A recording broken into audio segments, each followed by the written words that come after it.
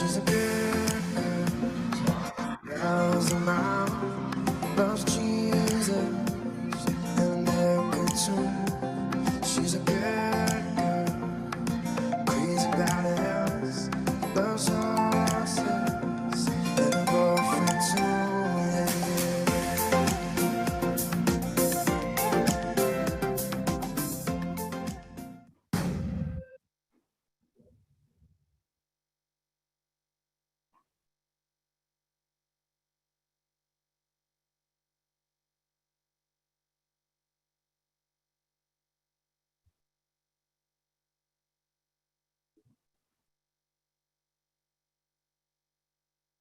Dr. Jayanti Noga, Chairperson of the Rajiv Gandhi Science Center Trust Fund, distinguished guests, our panelists for this online workshop, professionals in science, technology, and innovation and science education, rectors, educators, dear students. Very good morning to all of you. I wish to thank all of you for joining us online for this forum of discussion. This morning, we had our opening ceremony by our Honorable Vice Prime Minister, Minister of Education, Tertiary Education, Science and Technology, Mrs. Leela Devi Dukan Lachuman. And she gave a very inspiring and strong message to all those concerned in the teaching of science and technology to prepare Mauritius to meet the future challenges. Well, one of the highlights of her message has been the launching of science clubs, on which the ministry has been working closely with Rajiv Gandhi Science Center. And presently, the Rajiv Gandhi Science Center is working on the operational details. Well, I also wish to thank all the representatives from the Ministry of Education for supporting this initiative. Today, we have representatives from bodies involved directly or indirectly in science education. We have among us the Acting Chief Technical Officer, Mr. Rico Ba from the Ministry of Education, Dr. Narod from the Mauritius Institute of Education, Dr. Budu from the University of Mauritius, Mr. Janki from the MITD, Mrs. Kia from the Early Childhood and Care Education Authority, and Mr. Karim Bakar from UPSI. Well, I wish to thank everyone for sharing your experience and contributing positively to this debate. Now, for our online audience, each panelist will give a very short presentation on their respective areas, and then a panel discussion will follow. We expect to focus on the theme of the day, that is how science and technology is being used in the new education landscape. My particular interest is about science education, which as all of us know here, involves lots of interactions between educators and students. We hope to take stock of the present situation and get some good suggestions and recommendations, which will be beneficial to one and all. Now, Mr. Rangu, who is a manager curator at the Rajiv Gandhi Science Center and also head of the education department, has been working on this project with his small team, namely Mrs. Bamini Kabudu Aplasomi, Ms. Nastali, and Dr. Bakwa. I will now pass on to Mr. Rangu for the rest of the event, and I wish you a fruitful online workshop. I will join you at the end during the panel discussion. I will appreciate if the audience could stay until the end of the event, and of course, give the maximum questions you can. Thank you very much. Have a good workshop.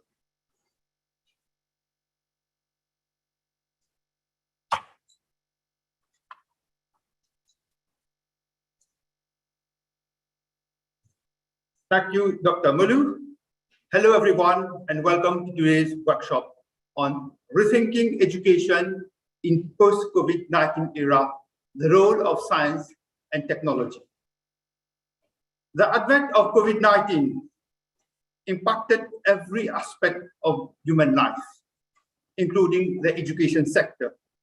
Through presentations and panel discussion, we are going to address the challenges that the ministry, administrators, rectors, headmasters, educators, and specialists in the field of education are facing in the post-COVID-19 era, and how science and technology can provide the necessary solutions. Our first speaker for today's session is Mr. Rico Ogbar. Mr. Rico Ogbar is the Acting Chief Technical Officer at the Ministry of Education, Tertiary Education, Science and Technology. He occupies the apex, polyvalent, and lead position of the technical cadre of the ministry. He has many years of experience in educational planning and management at various levels and at the middle and top position of the ministry. Being a postgraduate in physics, Mr. Ogbar is an active amateur astronomer and currently is the president of the Mauritius Astronomical Association. I have the pleasure to invite Mr. Ogbar for his presentation entitled A Ministry's Perspective on STEM Education During COVID-19 in Mauritius. Mr. Ogbar, the floor is yours. Thank you. Thank you very much, Mr. Rangu. Thank you also very much, Director of the Rajiv Gandhi Science Center, for this introduction. Good morning to all attendees and welcome to the Ministry of Education this morning. And thank you for giving us an opportunity to have a presentation on what the ministry has been observing and doing in terms of science, technology, and engineering education and mathematics education in times of COVID-19. So my presentation will be basically first in introducing what are the actions that the ministry is doing in terms of STEM education. And then I will come to what has the ministry been doing, in particular with emphasis of what has been happening in terms of education during the situation of class closures that we are experiencing right now.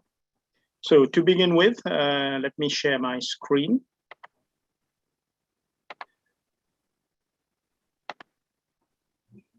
I hope everybody can see the screen right now.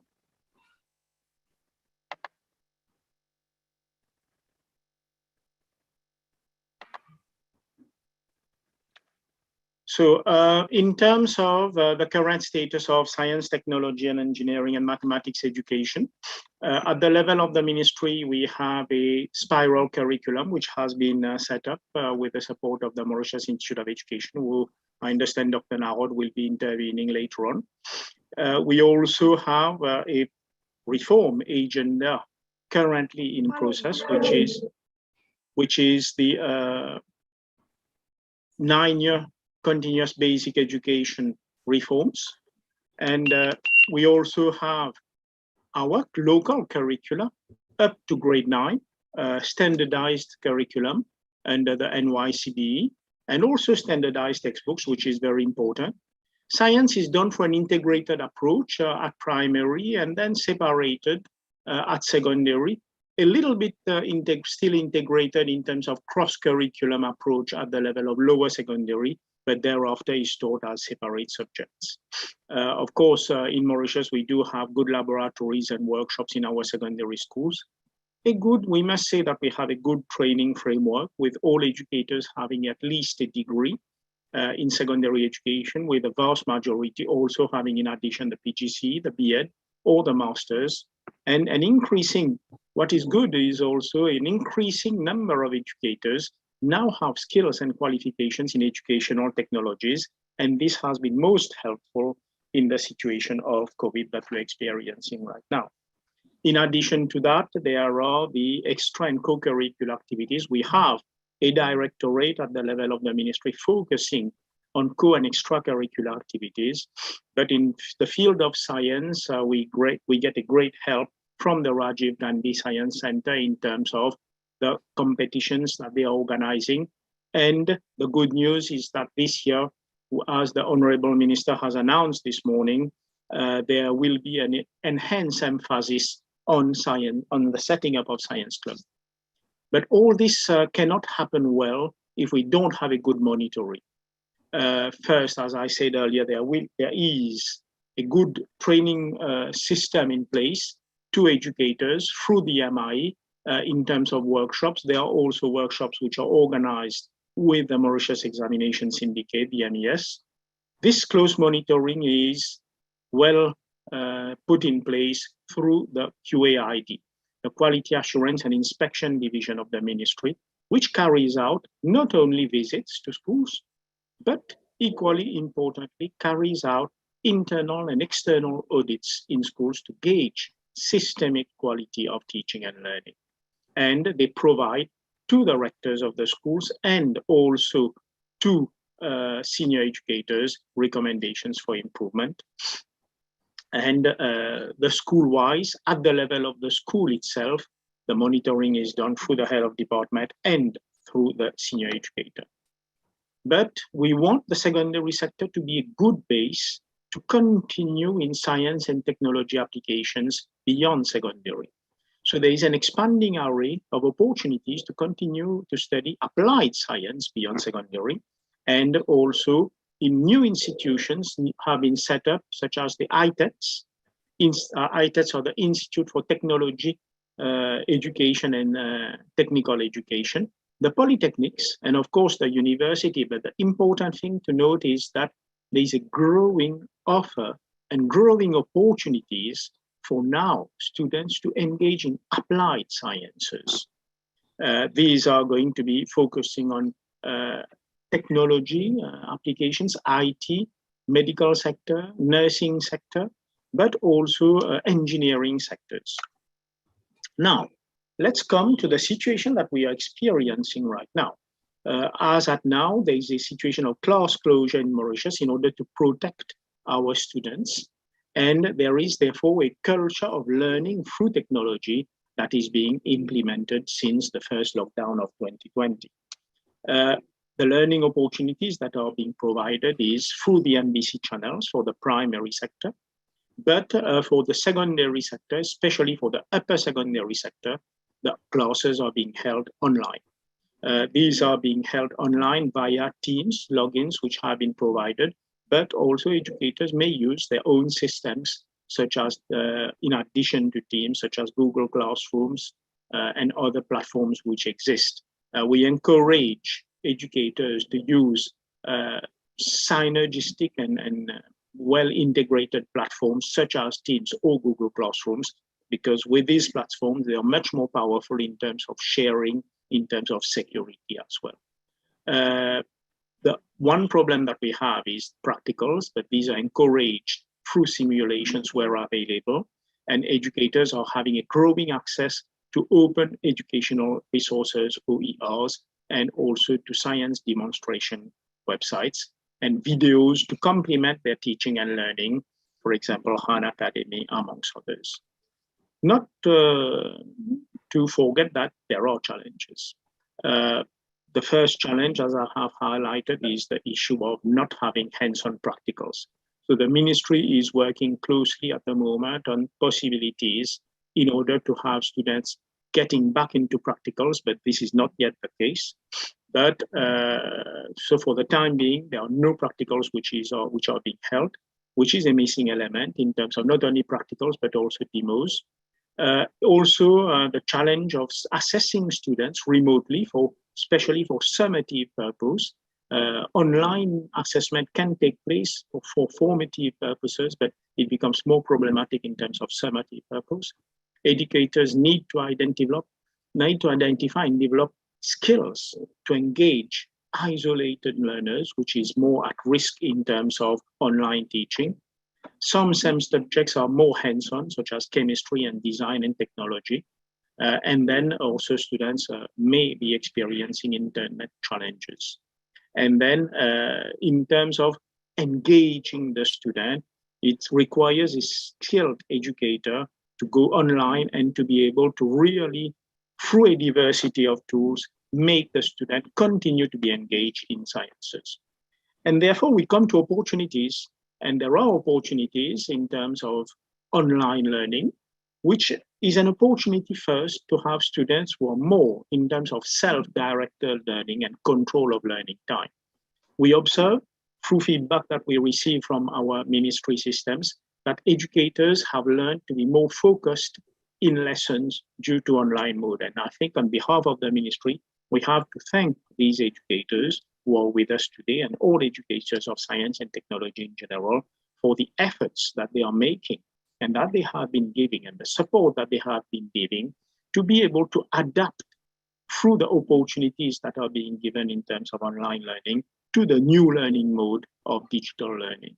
And therefore, educators have been really innovative. Many educators have been very innovative in terms of developing demos online and also using new tools in virtual situations. And the use of integrated platforms such as Office 365 have enabled them to now make use of an array of digital tools to enhance teaching and learning, especially through the distance mode and through online modes. New assessment tools, and also there is the interest of students who themselves are now digital natives and are growingly digital learners. So it has encouraged educators to continue preparing digital tools to attract the attention of students on a growing basis. Educators also have been becoming facilitators of search tools, both through synchronous systems in terms of live teaching, asynchronous systems, and also the development of digital communities of practice through their classrooms, but also in some cases across schools in order to further enhance teaching of sciences.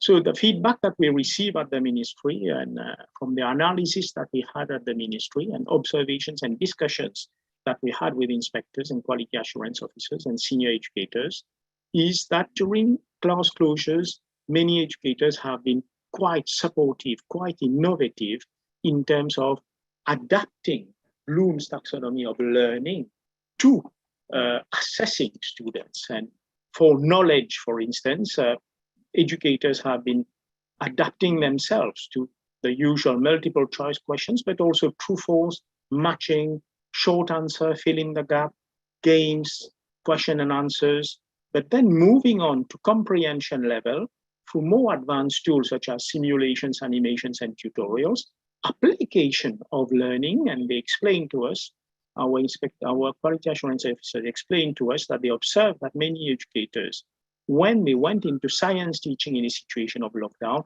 were able to move on to application and also even to synthesis and evaluation through higher order assessment systems, such as essays, case studies. And in some cases, we also observe educators in science, although this is not a requirement of Cambridge in terms of formal assessment, but engaged their students in terms of projects, in terms of submission of PowerPoints, submission of portfolios, short folios in order to enhance their learning, because their pupils could not be with them, but could be also connecting to them through submission of projects and portfolios, and in some cases, case studies, which were given to them as assignments in order to enhance their learning, despite the classroom could not be physically there. So it was quite interesting in terms of feedback of the ministry to get this information escalating to us at the level of the ministry, that educators in science and technology in particular have been able to adapt themselves to situations of class closures through the process and progressive spiraling and growing of learning through the 4 steps of knowledge, comprehension, application, and certainly analysis and deepening the understanding of science. So in conclusion, the new modes that have been there have been in many cases, not maybe in all cases, but certainly in many cases where good educators have been able to adapt themselves to new mode of learning in sciences and teaching as well. And these skills continue to be useful. We observed the first lockdown last year in 2020, and we observed that educators continued to have, when they practiced in the first lockdown, they continued to have these skills even when courses resumed on face-to-face basis. The continuing pandemic is certainly a threat to optimal hands-on approach of science, but it does provide opportunities for technology-facilitated learning to all educators and to learners to adapt themselves to this technology-induced learning. It is important for us at the ministry to continue this training process, encourage educators to make use of the growing array of facilities, of digital resources that are available to them, and the training that we are providing for them through all partners such as the MIE and the MES, whom we think. And the ministry will continue also to monitor through the quality assurance unit the teaching and learning in situation of COVID, in situation of lockdown. So certainly I will conclude there by presenting thanks to all educators, all science educators of Mauritius, Rodrigues, and Acadica, who have been using digital modes, strengthening their skills in digital mode to the benefit of learners, and ensuring that despite the difficult circumstances, we have been able, through educators, through you, to be able to have a continued learning. And we look forward to the continued learning for this term, and if need be in the future as well. So thanks a lot. Thanks a lot to all educators. Thanks to Rajiv Gandhi for giving us the opportunity to make this presentation. Thanks to all students for continuing to learn from you online or through the student support portal for secondary or through MBCTV for primary. Keep safe, everybody, and thank you for your attention. Thank you.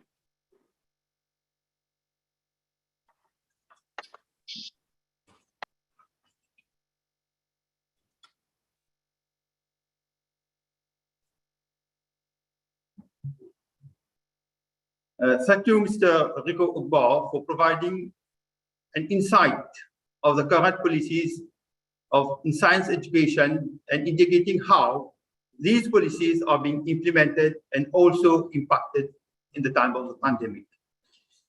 You have also illustrated on the current efforts on expanding STEM education through co-curricular and extracurricular activities, polytechnics and ITEX. You have also talked about the new mode of teaching and learning, such as the challenges and the opportunities. Our next speaker for today's session is Dr. Fozia Narod. She is an associate professor in the Department of Science Education at the Mauritius Institute of Education. She has many years experience in teacher education and development of curriculum at the pre-primary, primary, and secondary levels, with particular focus on science education and chemistry. She is also actively engaged in educational research and supervision of undergraduate and postgraduate research citation. She has authored several articles in peer-reviewed journals, conference proceedings, and book chapters. I now have the pleasure to welcome Dr. Fozia Narod for her presentation. Thank you.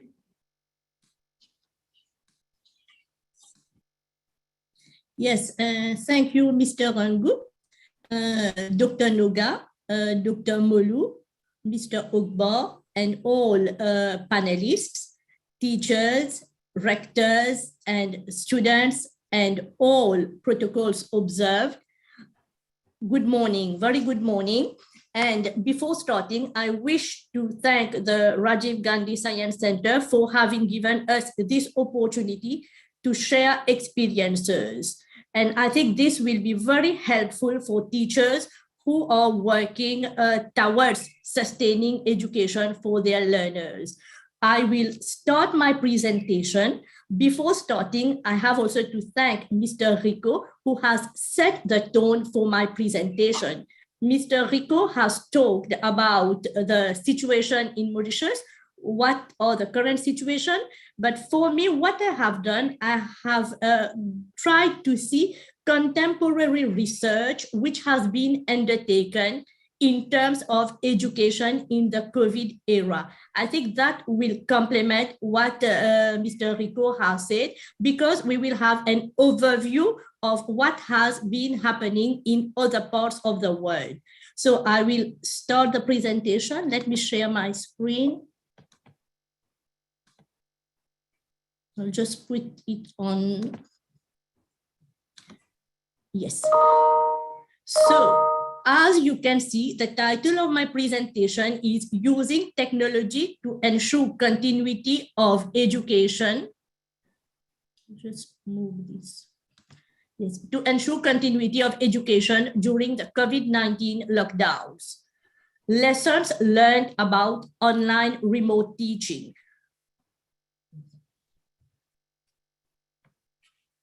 As you are all aware, the COVID-19 pandemic has confirmed once more that we are living in a VUCA world where there is volatility, uncertainty, complexity, and ambiguity. That is, nothing is certain. For example, as you will see in a few minutes, in my presentation, we were talking about vaccination. We thought that could help us, but despite vaccination, we still have had to have the school closures. So we are uncertain. We are in ambiguity. There are different factors, complexity of these factors, which are impacting on our world or even on what science and technology is trying to do. And just a brief story, very briefly, it started in December 2019. And as at now, I just checked the statistic this morning. It started in about March 2020. There were about 120,000 cases, and now we are above 259 million cases. So it is about 1.5 years or reaching 2 years. And to prevent the spread of the disease, many countries have resorted to strict national lockdowns since March 2020, resulting in compulsory school closures for varying periods of time. In fact, around 1.4 billion school children were affected by school closures in 2020. And some of the initiatives taken by the government were online remote teaching, TV broadcast, and radio.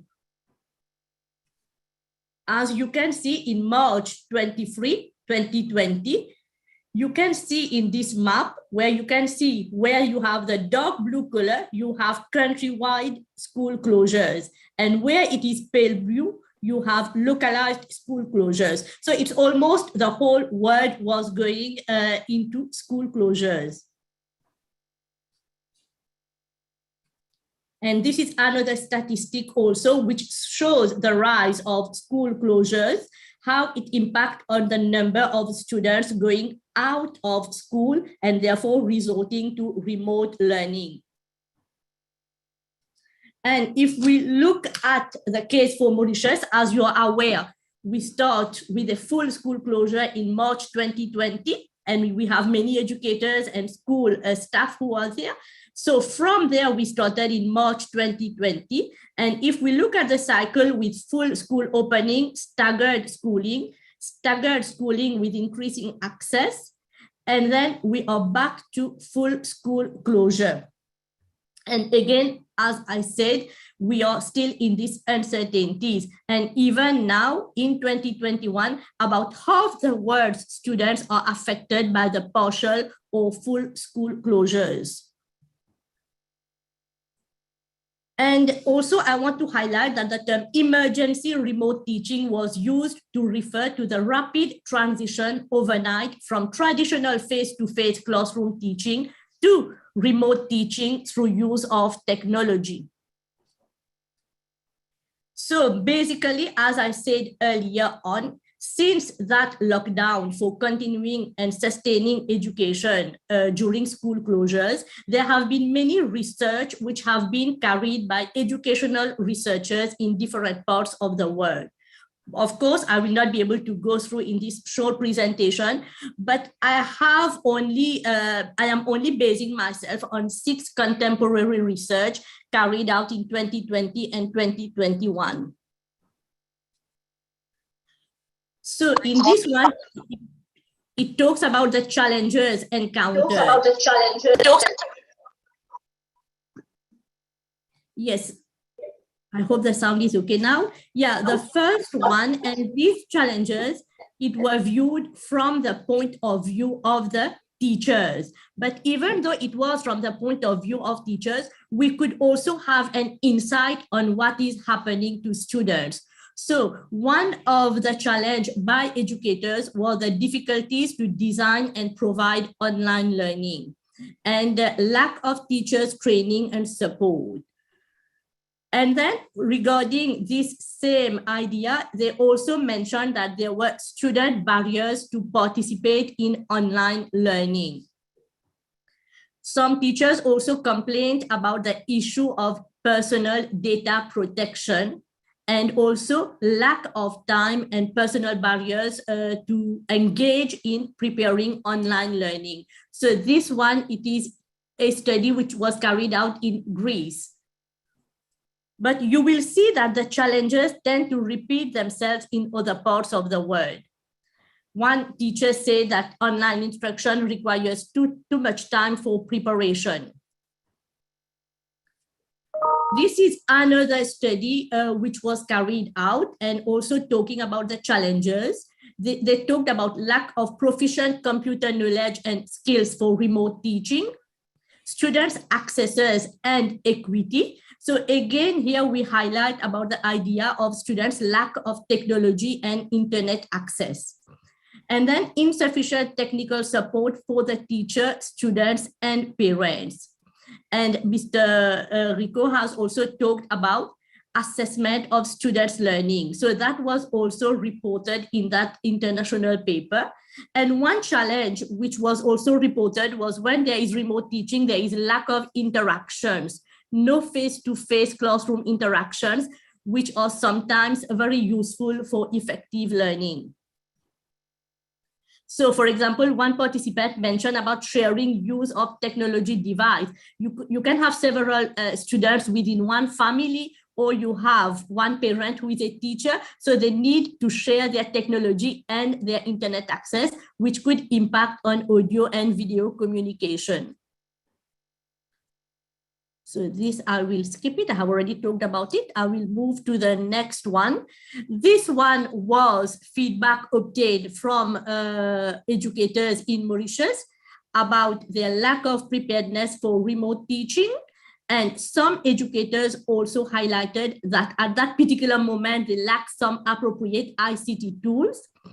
And then, as the international studies have shown, there was also limited access of students to ICT tools, Wi-Fi, internet package, and other accessories. And also sometimes within the remote teaching situation, there is lack of students' motivation and interest. And that was also highlighted when it was with science. It was impossible to carry out practical work and engage in hands-on practical. And some concepts were found to be difficult to teach remotely, and the time factor and privacy were also highlighted as issues.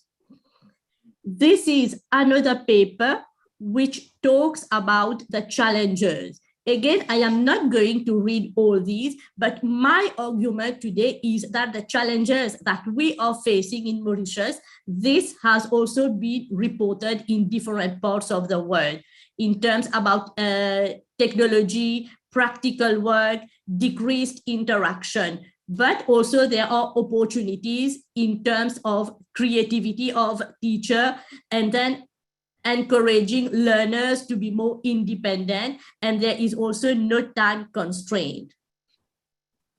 This is again from another study.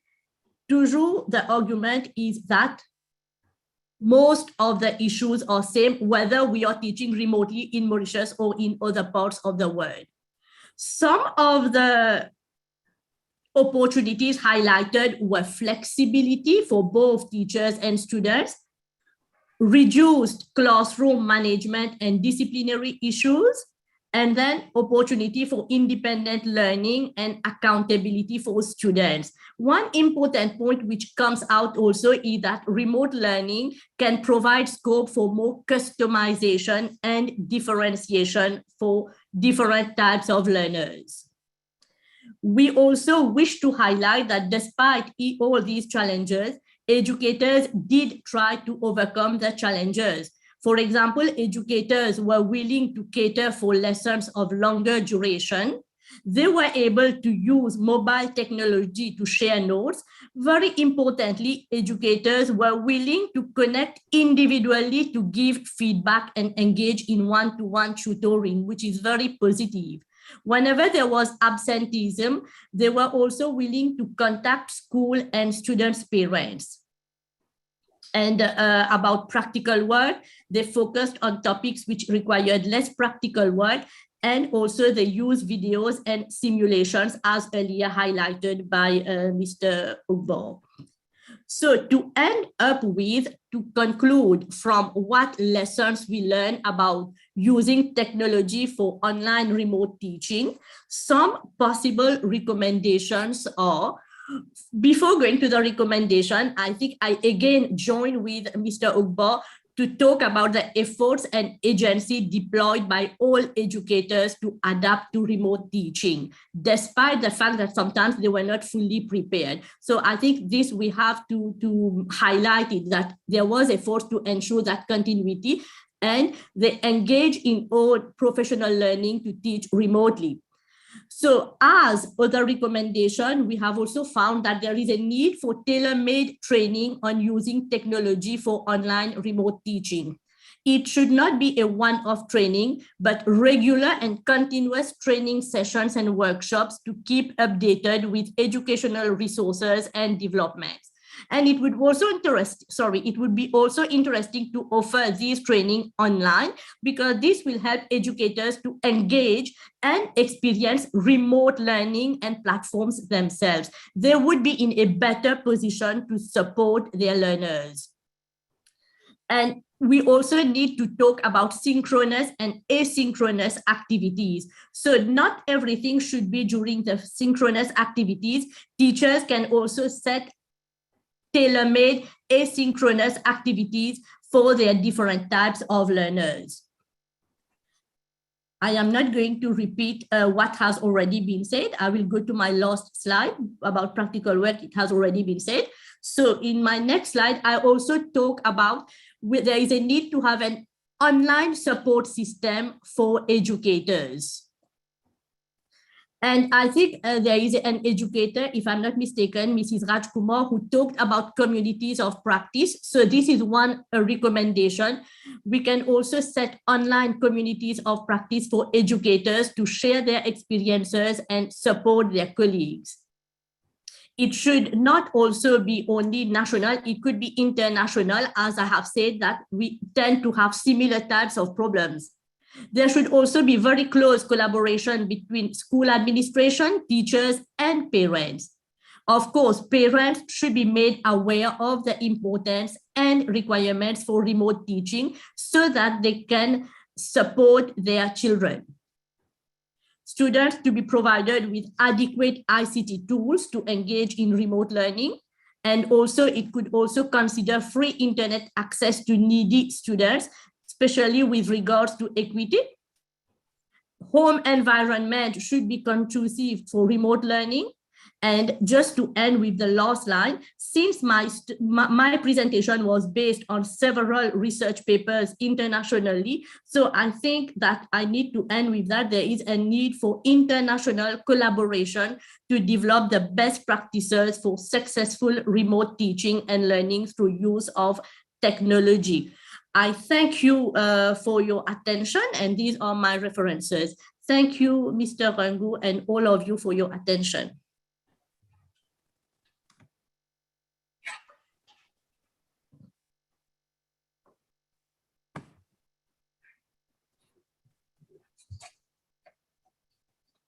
Thank you, Dr. Fauziya Narod, for your excellent presentation and also for shedding light on the use of technology in teaching and learning online remotely. What are the challenges that are encountered and what are the opportunities that are being offered? You have also given some of the recommendations for promoting and enhancing the use of technology to sustain student learning in the post-COVID-19 era. Dear viewers, listeners, if you are following this workshop, I will strongly advise you to send your question in our chat box, and we are going to take this question for a panel discussion at the end of the session. Our next speaker is Dr. Kishore Budu. He is a senior lecturer at the University of Mauritius in the chemistry department. His field of research is supramolecular, analytical, and environmental chemistry. His topic for today is how useful can science and technology be to the picking up of education in the era of COVID-19 pandemic. Dr. Budu, the floor is yours. Thank you. Yes. Thank you very much, Mr. Rangu.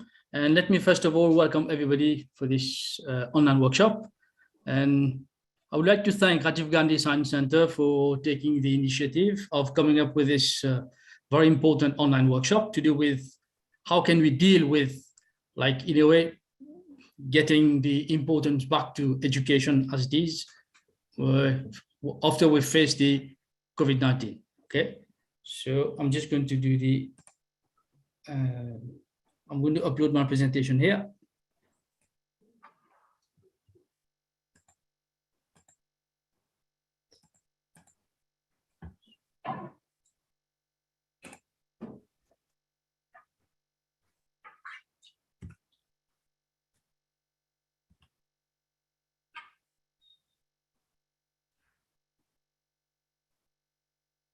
Can you see my slide, please?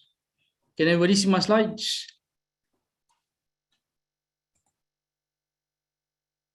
Yes? Yes, we can see your slide, Dr. Budu. Is it okay? Can everybody Yes. see my slide, Yeah. please? Yes, Dr. Budu, we can see your slide. Hello?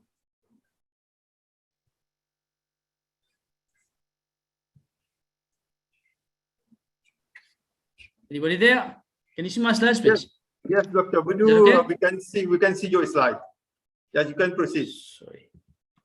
Sorry. Okay. Sorry for this. Okay. Yeah.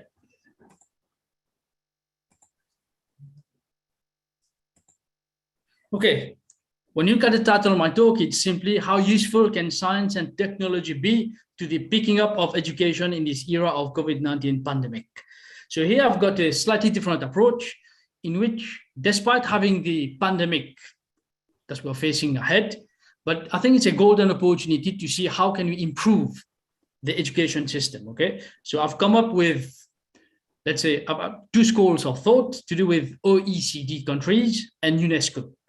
So this is what the main discussion is going to be, okay? The question is there, so that's meant to be reflected upon, okay?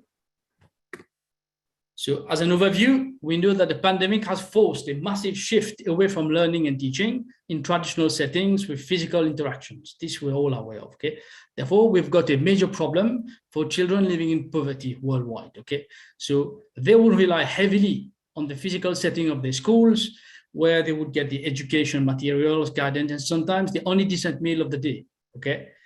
And in their homes, especially during the times of confinement or quarantine, I think we all know, okay, children can face multiple forms of abuse and violence, okay? So the crowded conditions, a general lack of resources, particularly digital devices and connectivity, mean that typically the cost in terms of education and general well-being of the current health crisis will be highest for populations that are already vulnerable, right? And again, everybody's aware of the fact that learners of all ages, they've got their internships and apprenticeships all cancelled, okay? Technical and vocational education programs closed down and community centers shuttered. It is those who have the least resources to begin with who will be harmed the most, okay? So these are the problems that we are facing now. So just to maintain the education system ongoing, I think it's been a sudden shift to e-learning, okay? With a huge advancement in technology alongside the pandemic, ravaging the world economies and the shuttering of educational institutions, online learning stands out as the option of choice, okay? E-learning helps to maintain the observed social distancing, we're aware of this. In fact, the coronavirus pandemic has finally put to rest the debate whether online learning is better than face-to-face classroom learning. Teachers can now teach from the comfort of their rooms, implying less traveling, reduced stress and risk. Okay, just a quick definition here for e-learning. Simply, it means online education refers to courses delivered specifically via the internet to somewhere other than the traditional classroom, okay? Here, I think we're not making use of DVDs, CD-ROMs, videotapes, or a television channel here, okay? E-learning refers to a course, program, or degree delivered completely online, okay? It could be delivered live or pre-recorded. So devices and platforms that are used in managing different aspects of e-learning are generally called e-learning tools. So when I say different aspects of e-learning, I mean like content creation, research networking, communication, and productivity as well, okay? So you will see that no single tool has all the desired features to work with, right? Advantages of e-learning: you've got flexibility, accessibility, lower cost of studies, customized learning, and of course, more effective learning, right? You've got hundreds of apps regarding e-learning, okay?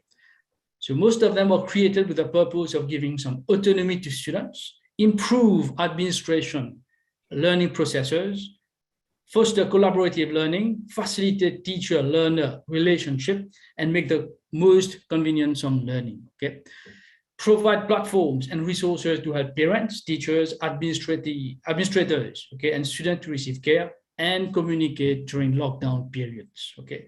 Smartphones have become a most valuable tool for both students and teachers in higher education. Some valuable apps for university students to make the most of their educational experience are listed in the following table, okay, with strong online functionalities and self-directed learning. So I've just like listed a few here. You've got Century Tech, where you've got personal learning pathways with lessons addressing gaps and challenges the learner. Class Dojo improves students' behavior. This is very important, okay, when it comes to teachers giving instant feedback, because I think for the present education system, we don't do this. It's like giving a test and then giving the marks, but it's not a real feedback as such, okay? So therefore, this Class Dojo software might be of much help here, okay? Exam Vocab Builder, which builds a stronger vocabulary for games, quizzes, and audio pronunciation. Duolingo, interactive, fun, and feels like a game for language courses of high quality. And you've got some more like Photoshop Mix, and of course, like safety and security apps for people working in the chemistry, biology, or any kind of laboratories, okay? Okay, as I said,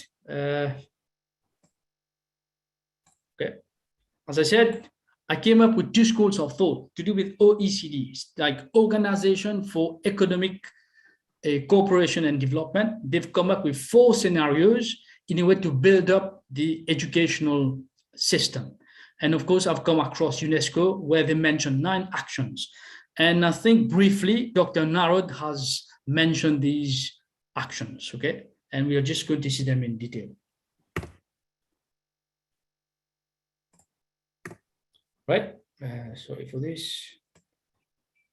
Okay, OECD scenarios. As I mentioned, they've got 4 scenarios in all, okay? They are meant to prepare our education systems for what may come. We have to consider not only the changes that appear most probable, but also the ones that we are not expecting. Okay, so the 4 OECD scenarios for schooling provide a set of scenarios on the future of schooling to support long-term strategic thinking in education.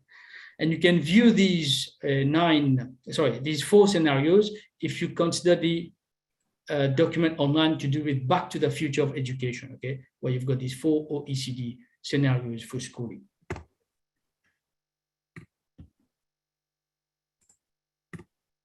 Okay, so these are the 4 scenarios here. You've got the schooling extended, where it's mentioned that an intensification of the current front-end massive schooling model, education outsourced, and outsourcing of schooling and resulting surge of learning markets, schools as learning hubs, a repurposing of schooling and transformation of schools, learn as you go, the end of school-based learning and demise of schooling. So don't get scared here. Here I'm going to refer to artificial intelligence.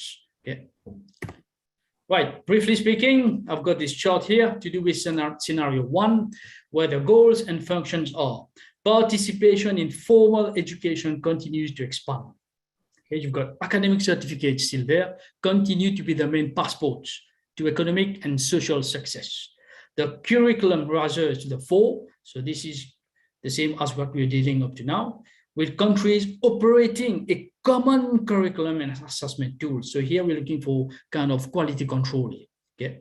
Now for the organization and structures, we've got like international public-private partnership powers digital learning environments. And I think Dr. Narod has already taken this up. We've got learning resources and data are shared across countries. You see this? So here we're dealing not only for national level, but at an international level here, okay? The organization on instruction and student-teacher interactions remain mostly unchanged, although there's room for innovation. Now, the teacher, when it comes to the teacher workforce, we've got more personalized learning alters the nature of teachers' work, with subsequent impact on teacher education and professional development. So as been mentioned before, teachers need to update their knowledge regarding digital literacy, and especially when it comes to online platforms and apps and other softwares that they might encounter for their teaching. Okay, there's a marked division of tasks and greater diversification of professional profiles in school networks, which now benefit from large economies of scale. Now, when it comes to governance and geopolitics, you've got strong role for traditional public administrations, okay? Increased emphasis on partnerships and international collaboration, as I mentioned earlier on. Now, for challengers, we've got accommodating different demands and ensuring quality across the system. So you've got schools which are much less equipped, others very well equipped. So we have to take care of all these factors. And of course, building consensus takes time and may limit innovation. Like, you know, for a change to occur, it's not that simple. And we all know that, okay? Scenario 2, and for the goals and functions, you've got driven by greater parental involvement. Diverse forms of private and community-based initiatives emerge as alternatives to schooling. So as we can see, when students are at home, they're receiving kind of help from the parents, okay? So choice plays a key role here, okay, of those buying educational services and those such as employers giving market value to different learning paths, okay? For the organization and structures, as education outsourcing expands, traditional bureaucratic governance and system-wide accountability shrinks. So that's a good thing, isn't it? You've got less red tape going on. Greater choice in learning programs. Now you've got length, scope, cost, etc. Okay, provides learners with flexibility to move at their own pace. So when I say learners here, we don't mean only students here. Okay, it's the general public. So let's say, because I mentioned about the teacher development programs and everything, so they can fit in there. So even teachers and other professionals can join in. Okay, there's a greater variety of teaching profiles. When it comes to teacher workload, there's a greater variety of teaching profiles and working arrangements with implications for professional and reputational status. Okay. Now, the learning networks, such as the massive digital learning platforms, bring different human resources together according to perceived needs. So here we are talking about not only to deal with a physical structure as schools meant to be for the time being, okay? So again, now it's going to be using a lot of digital platforms in a way to regroup all professionals, can be teachers and some other groups of professionals that might chip in to help to build the education system. Okay.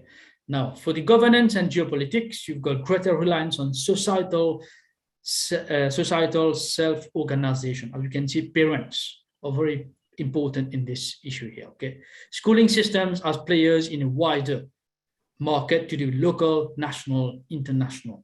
So here, what I can say is due to digital technologies, online platforms.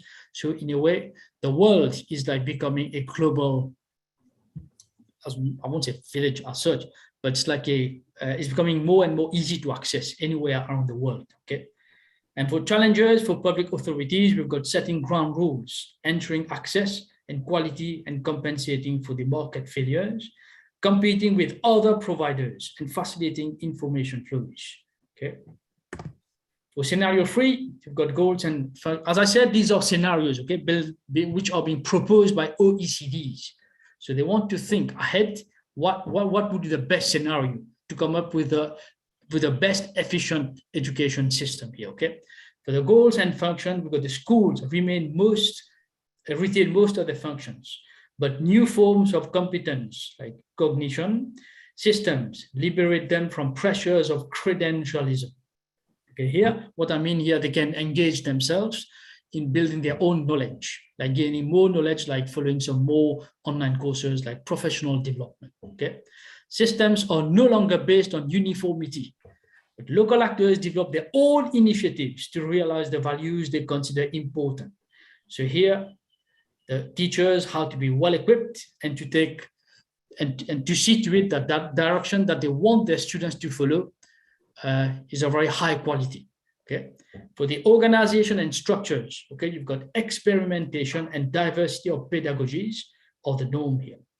You've got personalized pathways that need to be strengthened within a framework of collaborative work. I'm afraid here, I have to say in Mauritius, because I've got experience with this, we do not really collaborate when it comes to getting things together, okay? So this is our problem here.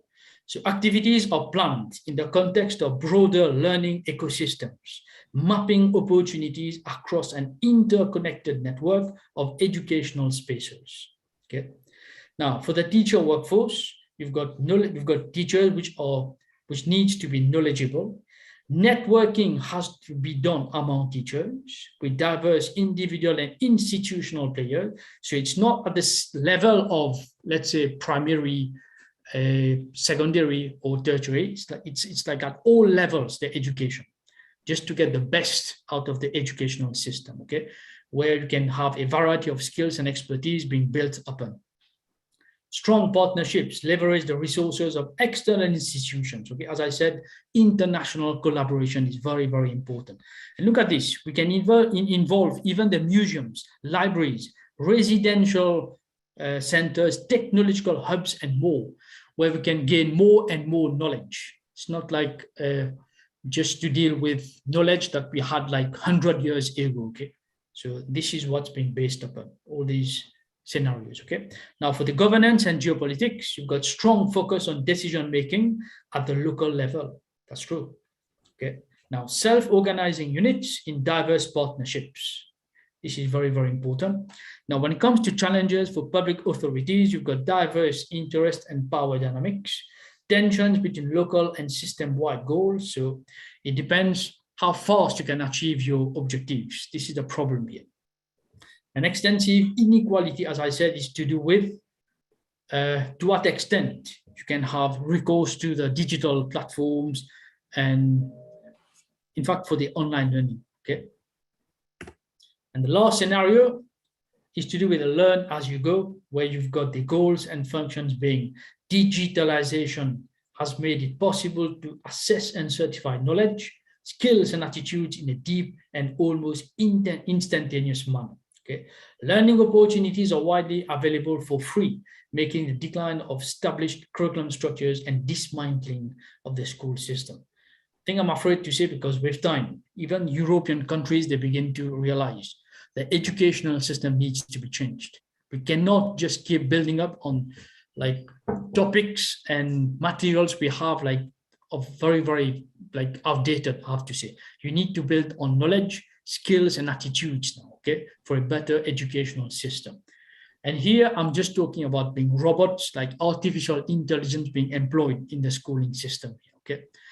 So when it comes to the organization and structures, you've got education being built on digital technology and artificial intelligence to leverage collective intelligence and solve real life problems. So already students are being exposed to real life problems. It's not like when they're going to be at the university and then facing those problems, then they're going to think about. So it's going to be much at an earlier age, okay? So dismantling of schooling systems and repurposing of its infrastructure is required here. Like distinction between education, work, and leisure become blurred. In other words, they must feel free on, and it's going to be like fun and free to work with, okay? For the teacher workload, it's difficult to envision the role of governments vis-a-vis the markets and civil society. Obviously, because it's totally new, this approach. You've got data ownership and its geopolitical implications are key here, okay? So they have to build up their own data. Traditional teaching professionals vanish as individuals become prosumers. It's like professional consumers of their own learning, okay? So this is, as I said, one school of thought. And the second one, before proceeding to the second one, I've got just a few questions for you. It's like, despite having the best laid plans, the future is inherently unpredictable. I think we knew that because we were not expecting COVID-19 to come in our way like this, okay? So the questions we need to think about, like what happened to, let's say we are facing more and more of natural disasters, which are highly plausible, and the impact depends on severity, duration, and experience in preparing for and mitigating the event, okay? Got economic shock and crisis, which might be on the way, we don't even know. Increasing plausible in an interconnected global world. Impact depends on severity and duration of the shock as well, okay? We've got cyber war. Let's say we talk of artificial intelligence and everything is like being shut down. The whole digital platform is being shut down. What do we do, okay? Internet disrupted, we've come across this many times. You're doing a lecture, suddenly there's no power cut. What do we do? Like communications cut, through severing undersea cables or targeting satellites, like, like hacking the system, okay? And look at this, you've got human-machine interfaces, like when the AI has not been properly researched upon. So we might be facing some tough challenges here, okay? Now, the other approach to the UNESCO's approach, where they've come up with the futures of education. And here they proposed 9 key ideas, okay? And okay, just to shape the future of humanity. Okay, I know I'm running out of time here, sorry. Yeah, so can I continue, Mr. Rungu? Or is it too long? If you can just wrap up, okay, summarize. I'll do that. No worries, I'll do that. Okay, I'll do that. Thank you. Okay, so I'm just going to read through the 9 ideas here. What they propose to commit to strengthen education as common good, expand definition of right to education so that addresses the importance of connectivity and access to knowledge and information, which is very critical to maintaining peace, all these, okay? And you've got value the teaching profession and teacher collaboration. This is very important as well. You've got promote student, youth, and children's participation rights, and protect the social spaces where you have to keep the school as it is. Make free, this is very important, make free and open source technologies available to teachers and students for free, and ensure scientific literacy. This I wanted to delve upon, but I'm afraid I don't have much time because we've learned a lot about fake news and everything. So this has to be, in a way, discussed at the different levels of the education system, okay? How fake news can destroy lives and everything. So very important, okay? Protect domestic and international financing, And of course, solidarity is very, very key if you want to build up the education system. I'm sorry I have to rush through because I'm run out of time. So yes, for conclusion, e-learning tools will play a key role in post-COVID-19 education era. So sorry, thank you for listening. Yeah. Thank you, Dr. Budu, for your presentation. You have given us an overview of the host of advantages offered by e-learning, the e-learning tools, and how we can review education with the adoption of e-learning, and also highlighted the 4 OECD scenarios like the schooling extended, education outsourced, schools as a learning hub, and learn as you go, and the role of science and technology in all these endeavors. Our next speaker is Mr. Bhumesh Janki. He is proactive, dynamic in character, worked as maintenance and electrical panel building technician when he was still following his electronic and electrical engineering degree at the University of Mauritius. After graduation, Mr. Bhumesh Janki worked as part-time lecturer at the University of Mauritius, University Technology of Mauritius, and as site engineer on several sites across the island and also on London Heathrow Terminal, UK.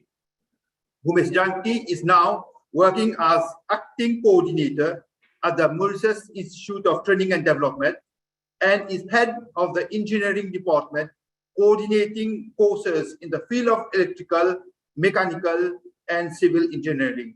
Mr. Bhumesh Janki, the floor is yours.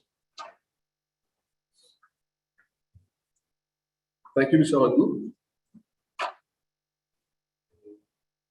Okay, now we'll start my presentation. Hello, everyone. Dr. Noga, chairperson of the Rajiv Gandhi Science Center. Dr. Molu, director of the Rajiv Gandhi Science Center. Panelists, dear fellow colleagues, ladies and gentlemen, all protocol observed, good morning. Now I'll share my screen.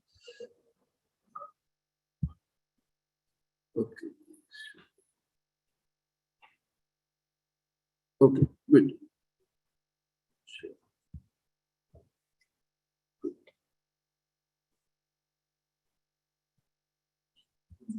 So, yeah.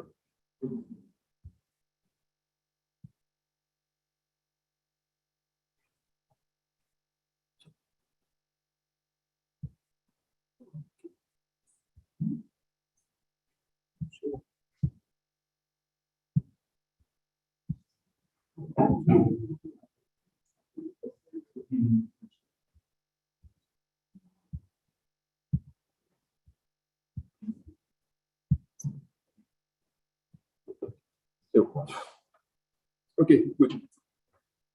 So the topic for today is the Tibet technical vocational education and training sector. Okay, post-COVID era, challenges and opportunities. So this is the presentation overview. So we'll give a small introduction. What is the Tibet sector? The COVID situation, the post-COVID era, and the challenges to the Tibet sector. The opportunities, and we'll see how the Tibet sector can be the solution for our actual situation. So, first of all, what is the Tibet sector? Technical vocational education and training. Actually, the Tibet sector is one of the main stakeholders of the educational sector in the landscape, educational landscape. So we deal about technical education. So it is a very special stakeholder because science, we are at the heart of science and technology. So for technical training, science and technology. So we use our trainees use science and technology in their everyday life. And actually, when they finish their training, they use science and technology to earn their living. Okay. So vocational training, if you take a brief definition, so technical education, vocational and training, the Tibet system ensure that educational and training system produce students at different levels whose skills and qualification respond to the realities of the labor market. So actually what the Tibet sector does, we train people, we train students for the labor market to be job ready. Actually, our curriculum is based from the industry for the industry. So in that case, our trainees, when they finish, they are employable rapidly. Okay. So all my colleagues previously have already talked about the COVID-19 situation, what happened to our country. So as you are aware, the tourism and construction sector was affected by the confinement. We had also the economy, which had some contraction, and also we had some social impact as well. Okay, now in this post-COVID era, so in the post-COVID era, we've seen that this has caused much unemployed, okay, due to the confinement and also to the closing of the borders. And now we have some challenges to deal with the new variant, okay. But fortunately, we had the government vision to preserve jobs and to create conditions favorable to create new opportunities. Like we had many strategies like the wage assistance schemes, self-employment schemes, etc., training and reskilling program. And this has helped to maintain what we call it in the finance sector, like confiance. Okay, and now we have the reopening of the borders and vaccinated tourists are back to Mauritius. Now, so what were the challenges that were faced by the Tibet sector, which is a very important sector? So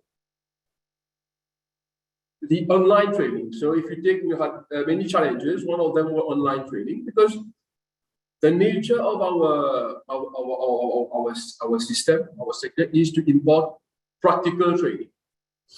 And to import practical training, which consists of skill competency. So this was very challenging to import this type of competency through the online mode. Okay, and if you take this further, we have the assessment as well, because for the Tibet sector, we have our assessment are mainly practical based. So to do online assessment was a bit challenging as well. And also, one of the main challenge we found is that many people, unfortunately, many of our trainees in the Tibet sector, they are financially challenged, which means that firstly, access to internet for some of them, it's a bit difficult. And secondly, access to IT equipment, it's a bit challenging for some of them. And thirdly, is that many of our trainees, they had to work during the pandemic to generate some revenues for their family.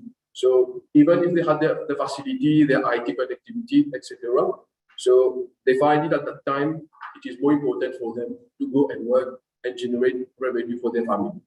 Okay, so these were the challenges that we initially faced. Now, let's talk about the opportunities for the Tibet sector. So this is very important. The presentation will not be limited only to opportunities and also barriers, but also what about the solution for today's problem? This is actually the most important part of the presentation. So as you've seen this slide, so the Tibet sector, for our problem that we are having actually, for example, unemployment rate, so the Tibet sector is used as an economic rebound. Okay, it is a solution for today's problem. So what is the solution? For example, right now, you can use the Tibet sector to mitigate the impact of the COVID. For example, we need importance of robust service sector. For example, electricity sector, generation, services, water supply, IT connectivity, IT networking, maintenance of services, healthcare professionals, child and elderly care workers. These services are needed right now. And these services can be provided by the Tibet sector. Also, right now, if we take example, this presentation, right now, this is being done on Facebook, this is being done on YouTube Live, on Zoom Live. This has been made possible. Right now, I'm surrounded by the team of the Rajiv Gandhi Science Center, which made it possible that this presentation goes smoothly. But for this to go smoothly, we have new skills like YouTube, Zoom. They had to learn this, and this you can learn. You don't have any textbook on how to use these skills. So these are new skills from the new normal that we had to adapt. So, and the TVET sector, the technical education, we are here to provide this type of, to help to adapt to this new type of skill that is required. Okay, as we mentioned in the slide, demand in digital skill, technical skills in the public health, socioeconomic skills, and also more and more technologies are needed right now. Okay, now what are the other opportunities that we have? We have the opening of the borders. Tourists are coming back to Mauritius, and this is creating more jobs. Okay, this has led our trainers to learn about new type of learning. Okay, even trainees as well, self-learning, project-based learning, work-based learning, online learning. Okay, and most important also about entrepreneurship. TVET sector and entrepreneurship, they are very closely related. And as I mentioned, this is one solution for during this pandemic time, because our trainees, when they finish with a relatively small amount of time, they can work for themselves. For example, in the food sector, maintenance engineering, technician, welders, mechanics, because all these sectors, even there is a pandemic or not, they have to continue running. Cars will continue to break down. IT support must continue to go on. Actually, it is at the peak right now. Okay, we are in the summer at the time being, so with the temperature is rising, we need aircon technicians, maintenance, etc. So the TVET sector is in high demand right now. Okay, now let's go back to our theme: education sector in the post-COVID world and the role of science and technology. As I mentioned earlier, and I will stress this in my presentation, so the presentation won't be only challenges and opportunities, but also to provide solutions to the problem that we are having right now. So as I mentioned, how can TVET be a solution? The TVET sector, as I mentioned earlier, we are a very special sector in the education landscape of Mauritius. So we can provide courses starting from 3 months to 3 years.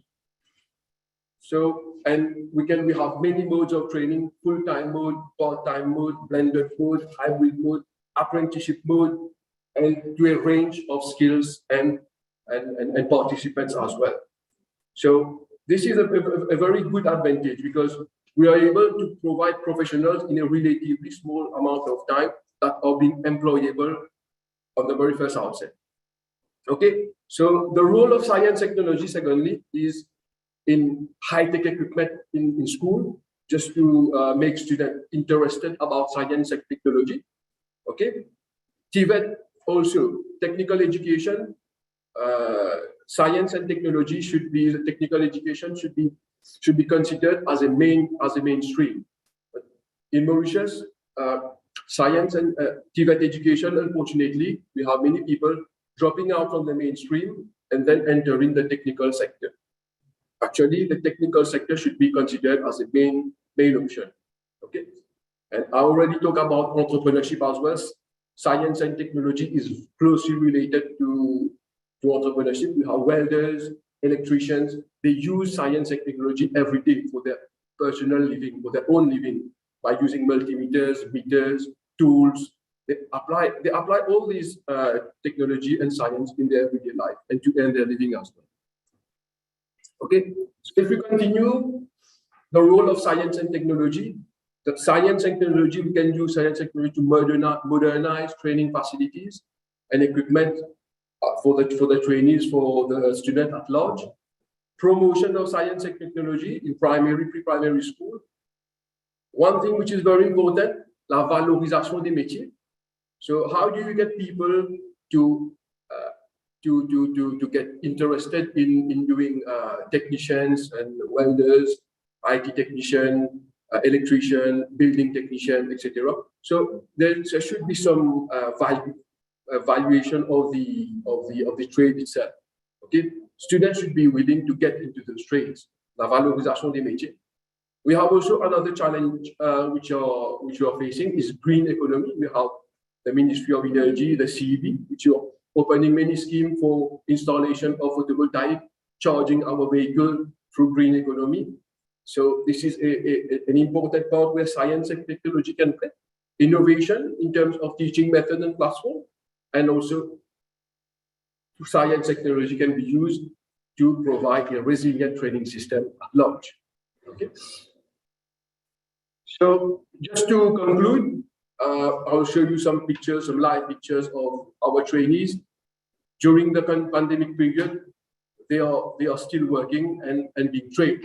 For example, here you have some panel building, electricity. You have courses in photovoltaic renewable energy installation. Hands-on, it's not about only academic training, but also hands-on practical. This is what the student wants, actually. They're interested in doing very practical skills. Okay, as you've seen also, we have mechanical engineering, automotive mechanics. Actually, the sales of vehicles in Mauritius are still constant, and cars will continue to break down, and we will need professionals to maintain. And the complexity as well of these vehicles will continue to increase, and we need trained professionals in this particular field. We have also the hospitality sector right now, mechanic, masonry, construction sector, and also we have the IT sector, where right now Mauritius is in high demand of IT professionals and support to provide support and network. Okay, so I thank you for your attention and your listen. Thank you very much.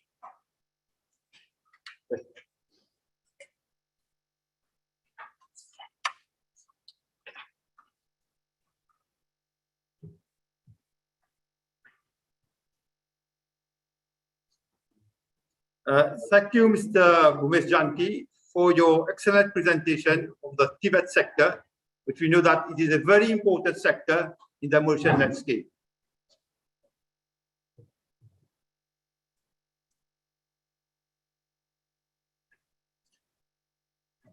You have highlighted the challenges faced by the Tibet sector and also the host of opportunities for the Tibet sector. The Tibet sector has proven to be a solution to the sectors that were hit by the pandemic by providing training and reskilling programs in the different sectors. Our next speaker is Mr. Mansu Karimbakas. He is an educator at the Hamilton College, Mayberg. He holds a BSc in social work and an MSc in social development from the University of Mauritius, and also an MBA from University of Northampton, UK.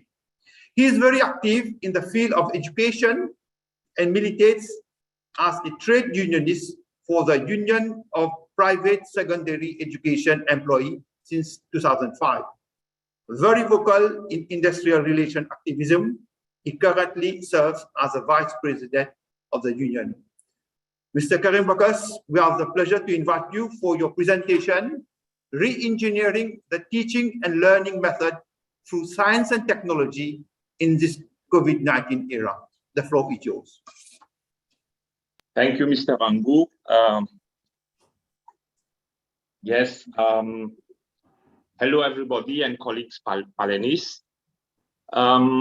The title for today's presentation is Re-engineering the Teaching and Learning Methods through Science and Technology in this COVID-19 era. Well, my presentation would be very simple. It is a presentation based on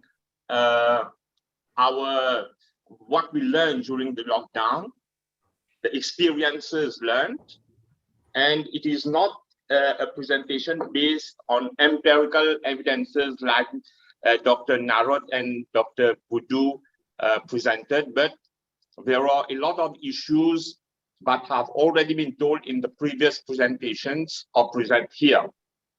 Now, I shall start by an introduction, and then I'll explore on the objective of re-engineering, why to re-engineer the education system, the motivation for re-engineering the education system in Mauritius.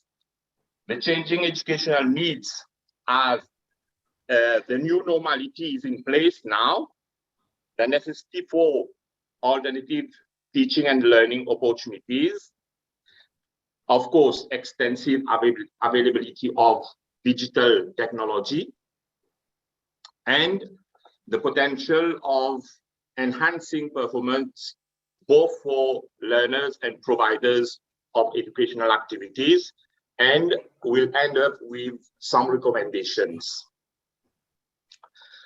Now, as everybody knows, there has been extensive debate over educational reform in Mauritius.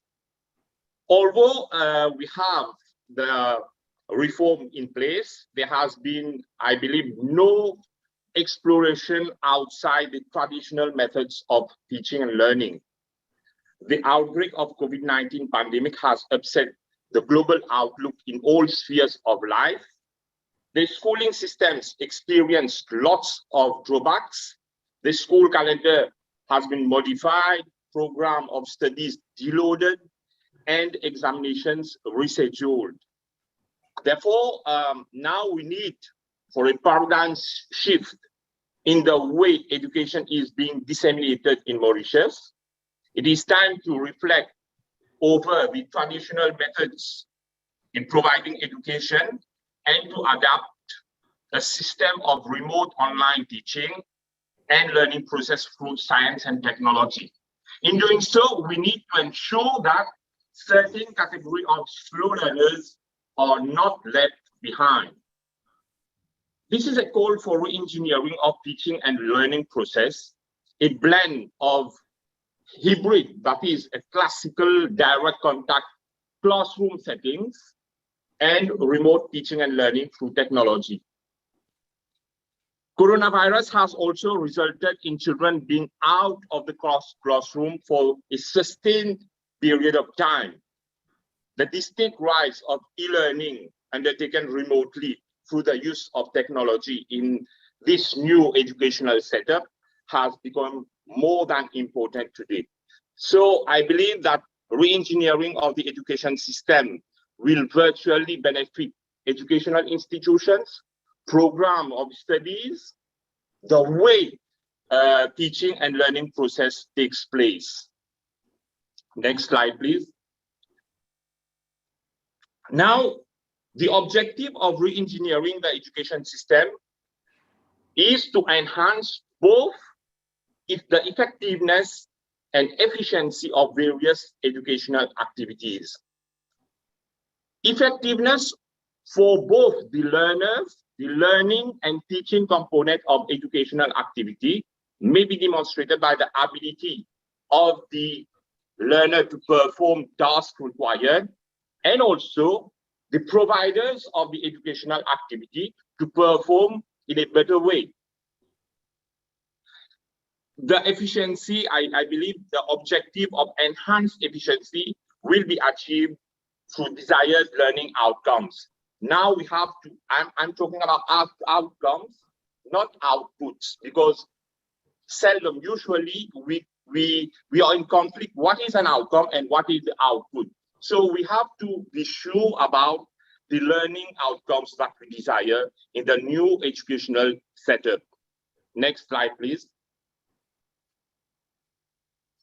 Now, the motivation for re-engineering the education system, as I said, will be very simple. It is four-pronged. First, the changing educational needs in Mauritius, the necessity in this new normality for alternative teaching and learning opportunities, the extensive availability of digital technology, and the potential of enhancing performance at all levels. Next slide, please. Now, with the new normality setup, the response to COVID-19 in the education sector, I believe, has been inadequate. Although there have been remote teaching and learning taking place. I'm not sure about learning taking place, but there has been efforts from various stakeholders to put in place the online and remote teaching, and it has taken place. This is because I believe that education systems are complex, are interconnected, and rapid change even more complex. And there are extensive research over the complexity of changing rapidly an education system in place. Reform, yes, there has been poor impact or little transformation as regards to the current reform. Is the reform a school reform? Is it an educational reform or a whole system reform? It is a reform. Is it a reform or a simple rebranding or redesigning of the existing systems? For us, all reforms need innovation, not renovation. There is, I believe, less focus on teacher support and training and learners' performance. We also ask the question, is there any way that the ability of learners are identified and data collected accordingly? So we need to adopt a problem-solving approach. In the face of the educational needs, there is a necessity to explore for alternative teaching and learning opportunities. We all know that the world is experiencing numerous waves of the pandemic. Therefore, the changes coronavirus has caused in the education sector and in the education system as a whole might be here to stay. This is why there needs for a more compatible teaching and learning process within this new normality. We have been talking a lot, we have heard about hybrid system, that is a blend of classical direct contact, what we call classroom style, and remote online teaching. And this should be placed in a more organized and coherent manner, in a holistic way. There should adopt devices that are technologically feasible, a good control mechanism which is widely accepted by the learners and the providers of educational activities. And of course, there are also needs for operational viability. That is something that will sustain over time. And here I'm not only talking about technology, I'm also talking about pedagogy. So next slide, please. Yes, the extensive availability of technology today, we see that there are sophisticated smartphones, tablets, computers, etc. But what is lacking? There's the digital educational materials and curriculum development. Yes, there are a lot of sites that exist where we can retrieve educational activities, but I believe we need something that is adapted for the local context here in Mauritius, and we can seek international competencies. Yes, the extensive availability of digital technology provide access to resources worldwide. We also need educational management of educational activities such as language apps, virtual tutoring, video conferencing tools, or online learning software. These, I believe, should be part and parcel of each schools, and this should be as a whole the policy of the government for all schools to provide all these amenities in schools. We also have to ensure that all students have the same opportunity to follow online tutoring. Next slide, please. Yes. Now, I believe that technology has a potential of enhancing performance. Technology,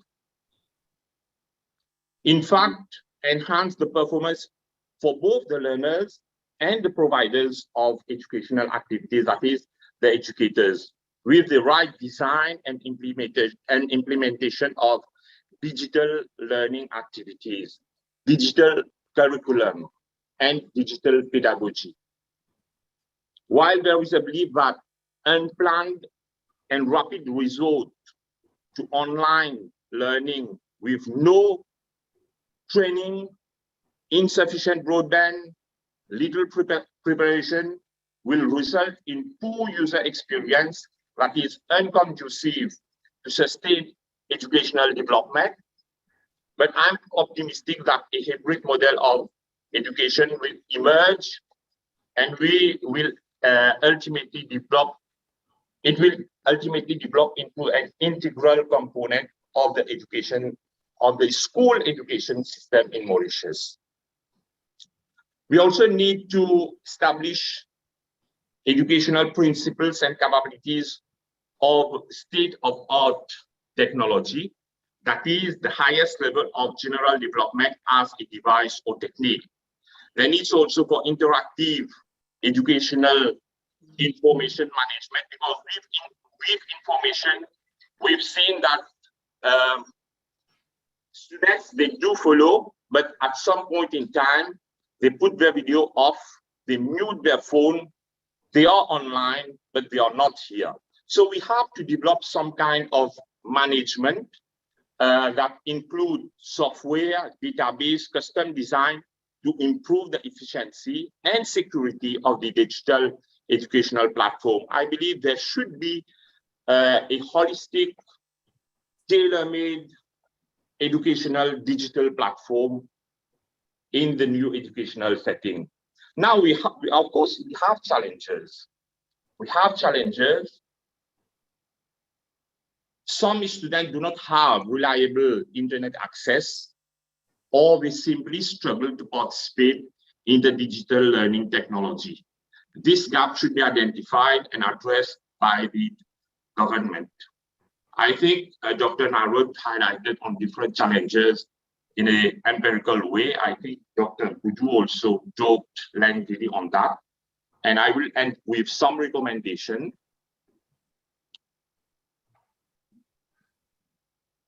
I believe that we have to devise some kind of holistic technology, digital platform in the teaching and learning process. That should be for all the sector. I mean, I'm talking about the secondary schooling, that secondary school sector. We need reliable digital and interactive platforms to ensure that students are participating, that students remain in the tutoring. We need reliable broadband and access to internet, because some students, they do not have access to internet. We have to ensure that. We have to design and adopt remote pedagogy. We need a holistic online remote curriculum. Of course, training for the providers of those online teaching, and to regularly assess the outcomes of the pedagogy of the curriculums. We need also to regularly revisit the online remote pedagogy and training, and ensure that all categories of learners are catered for. And finally, I believe that it is important for the setting up of a research unit at the Ministry of Education for data collection. I thank you for your attention. I think that's all for today.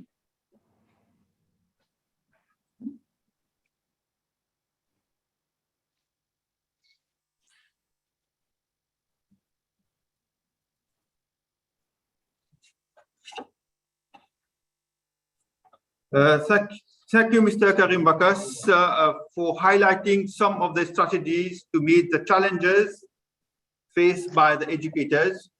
We also thank you for advocating the necessity for alternative teaching learning opportunities, remote online teaching, the availability for digital technology, the potential for enhancing the performance, and also for providing recommendations on how to face these challenges without losing sight of a student who are slow learners and the effectiveness of the new technologies in their general development. Dear participants, if you still have, you can still post your question in your question and answers. We will take all your questions after the end of the presentation. Our last speaker, last but not the least, is Mrs. Patricia Pierre. She is currently occupying the post of coordinator at the Early Childhood Care and Education Authority. She has 16 years of experience as educator and 3 years experience as a manager of her own private pre-primary school. She has a diploma in preschooling, education management, inspection, and a diplôme d'université en accompagnement et counseling en milieu scolaire. I have the pleasure to invite Mrs. Patricia Pierre for her presentation entitled The Place of Science and Technology in Pre-Primary in Post-COVID-19 Era. Mrs. Pierre, the floor is yours. Thank you. Thank you very much, Mr. Rangu. Hello, everyone. It is a pleasure for me to participate in this panel. I seize this opportunity to thank the Rajiv Gandhi Science Center team for having given us this opportunity to share the ECCA experiences. My presentation will be based on the place of science and technology in pre-primary. The reflection here will be focused on how the Early Childhood Care and Education Authority is trying to revamp the situation by sensitizing educators on, firstly, how to make science and technology fun and interesting to children, and secondly, how to make it an integral part of education, whether at home or at school. So,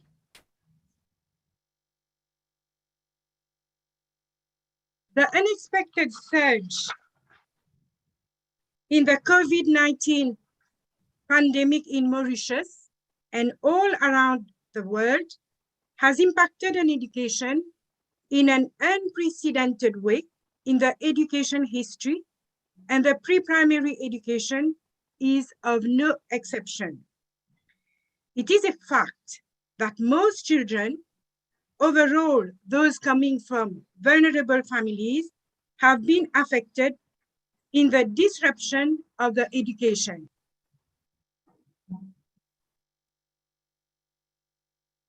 How to adapt to the situation? Children have been forced to remain home for many days and even months, where parents were their sole educator.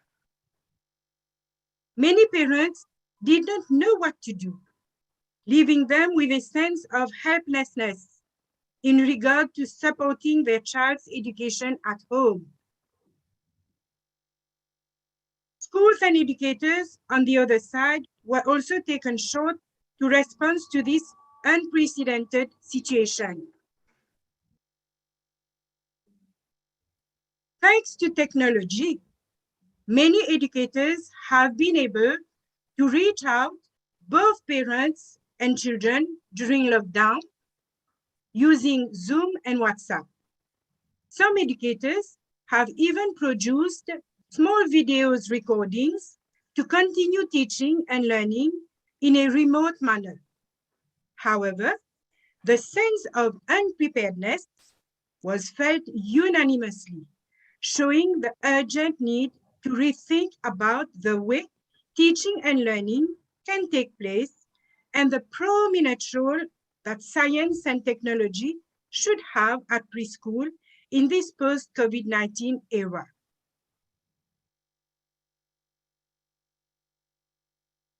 Now, the place of science and technology in pre-primary education.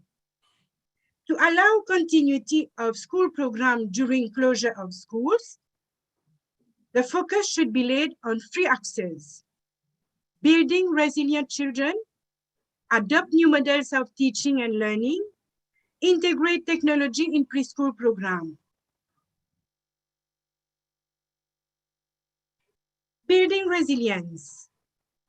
Building resilience is the ability to adapt well to adversity, trauma, tragedy, threats, or even significant sources of stress. Resilience can help children manage stress and feelings of anxiety and uncertainty. In the COVID-19 era, children's problems include adapting to a new way of learning at home through technology. But resilience is the ability to thrive despite these challenges. How to build resilience is by making connection. Ensure regular and frequent contact via phone and video calls. Reassure the children. Teach them the importance of engaging and connecting with peers in person or through phone, video chats, texts. Connecting with others provides social support and strengthens resilience. It is also about the teaching children to accept change. Educators should help children see that change is part of life. It is important to examine what is going well and to have a plan of action for what is not going well. Focus should be on developing children's capabilities instead of focusing only on skills and knowledge. It needs to be connected with children's social, emotional, and physical well-being. Because you may use the most sophisticated devices to educate children, but if they do not feel well, secured, nothing will work. So we must keep regular routines and schedules or help them create new ones, educate them about the situation, and give clear, child-friendly information. Help children find positive ways to express disturbing feelings. Next slide, please.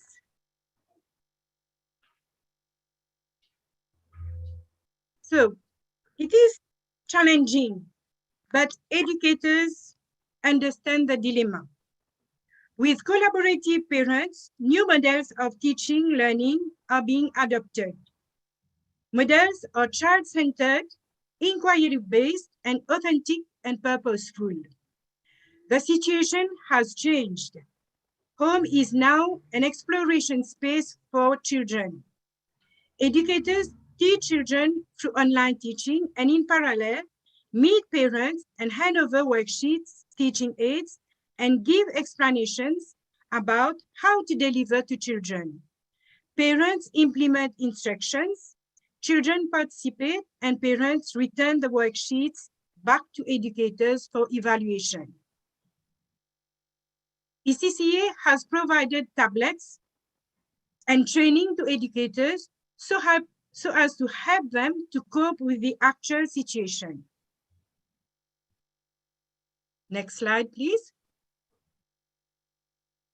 During school closure, children are still engaged in pedagogical activities with the help of their parents, who are in turn guided by the educators.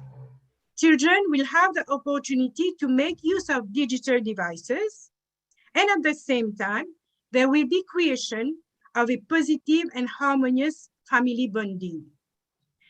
Early Childhood Care and Education Authority provided also a guideline to help educators to help parents to educate their child at home by providing a friendly child home activities related to the 6 areas of learning: that we can see on the slide, which will help them to conduct the activities in a playful way. Next slide, please. Here you can see the links resources provided to educators, some of them, of course, provided to educators to facilitate their task. Next slide, please. Now, the objectives of integrating science and technology in preschool program is to enable children, even those from vulnerable groups,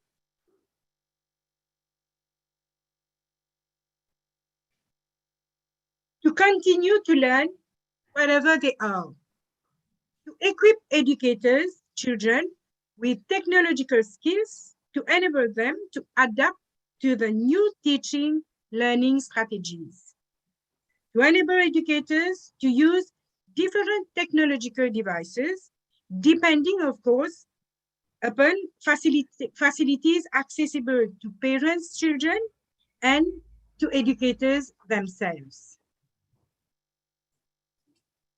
Now, research predicts that it is likely in the not too distant future, all courses and programs will have some online learning components.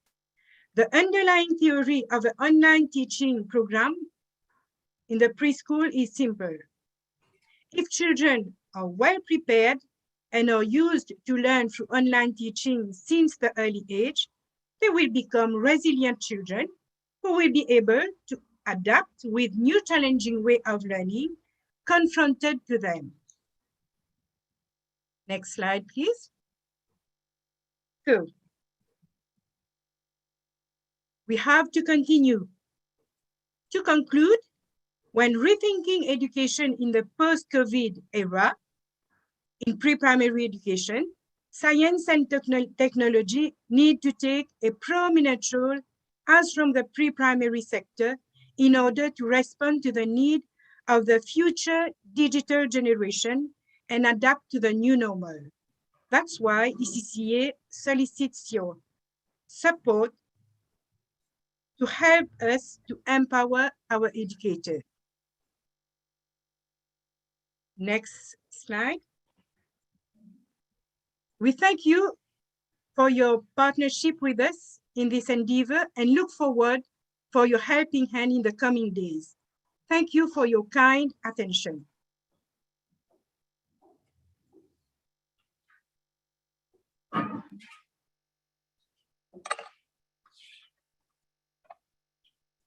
Thank you, Mrs. Patricia Pierre, for your presentation and also for highlighting how educators at the pre-primary sector are making science fun and interesting to students.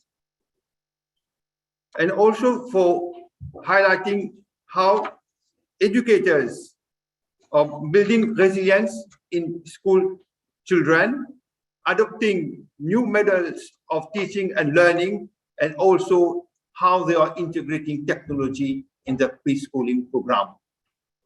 We have almost reached the end of the first session, which is the presentation.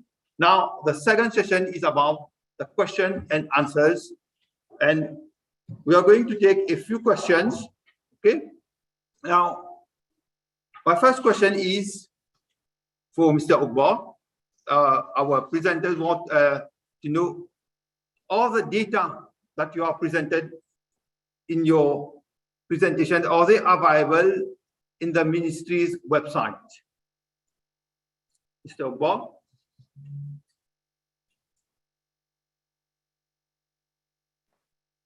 Thank you. Thank you for the question.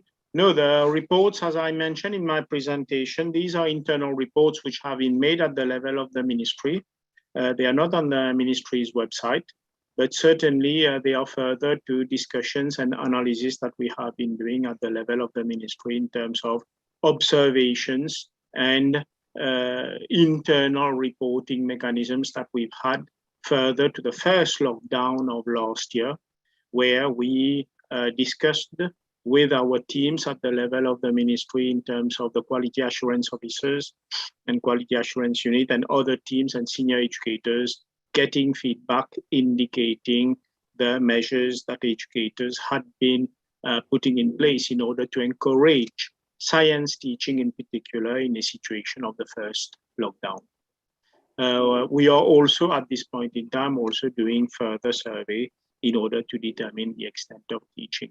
But there was good learning experience that we had last year when the country experienced, and education in particular, experienced the first lockdown. Thank you. Thank you, Mr. Bob. Another question is about it is related to the resources or online demos developed by educators. Our participant would like to know that it will not be a good idea that STEM educators are brought together through a community of practice platform so that these resources could be shared, because teachers, they feel that they are isolated and they want to know what can be done to make each other's expertise and innovative techniques. So we'd like to know if our participant, the questions, if Mr. Ogbar or Dr. Foja want to react. Yes, Mr. Rangu, I think I reacted to that question already during my presentation.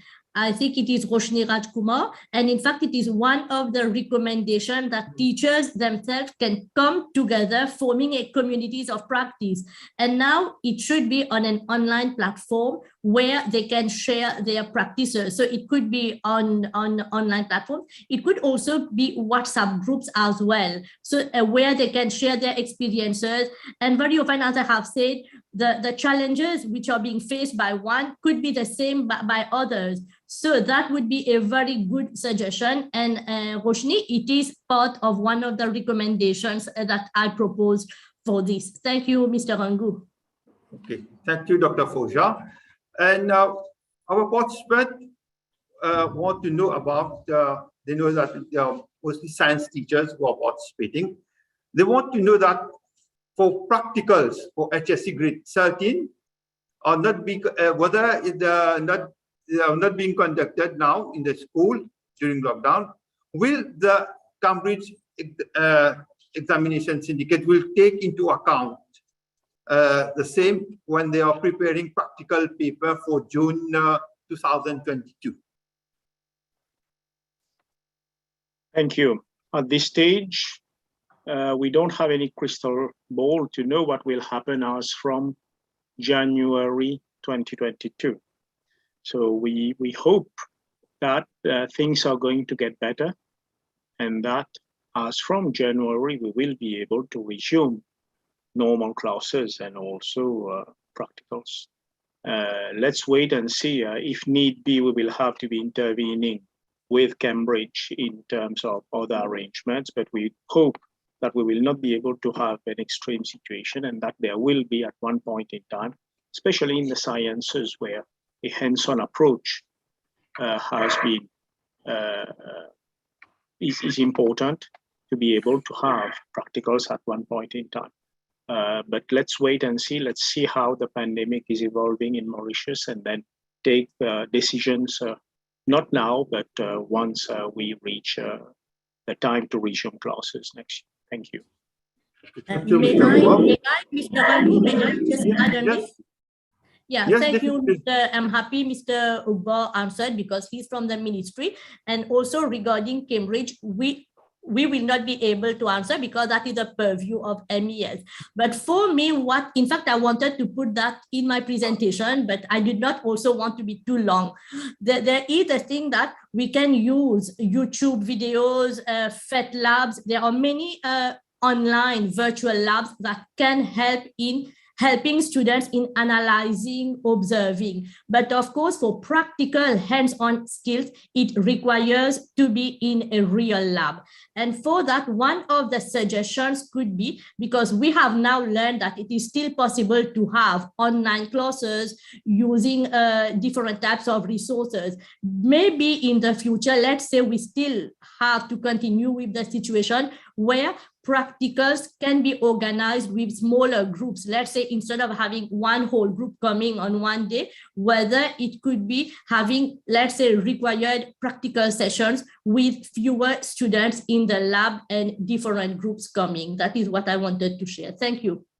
Yeah, Dr. Fosha, some participants want to know, how can we improve the teaching and learning of chemistry through online teaching? Yes, I think as far as chemistry is taught, technology is already an add-up for us, because whenever we talk for professional development courses, we talk about using technology. So in fact, chemistry being an abstract subject, the use of technology, we cannot escape from it. It helps to bring about conceptual understanding of abstract concept and the microscopic level. So already we are using it in terms of animation simulations. So these will help to provide a visual impact during the online teaching. So this is one aspect. It will have a visual impact using these. There are already online resources that can be shared to students, whether through online platforms or through WhatsApp. And other possibility that we have also seen, this applies to chemistry and other subjects as well, that it provides also scope to have customized or differentiated learning to cater for different types of learners through asynchronous activities. So these are two possibilities that can be used. Thank you. Thank you, Dr. Fosha. And yes, Mr. Ongo, it's Kishore yes. here. Can I just intervene in here, please? Yeah, definitely. I don't know if the educators, they've come up with the concept of using Mentimeter. Yes. I don't know if they know about Mentimeter. No, Mentimeter, I don't think. In fact, it's just an application where you can get the students engaged in class, like interactive. You see, you can see them and they can answer questions. It's like you're doing your own thing, your own lecture. At the same time, you can ask a question, and it's like a survey type application there.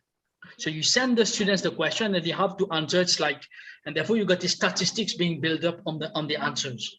So to what extent the class has replied in the right way. So these are apps they can look for, like Mentimeter and some other apps available. So just to get these students engaged. Otherwise, it's like one-way traffic.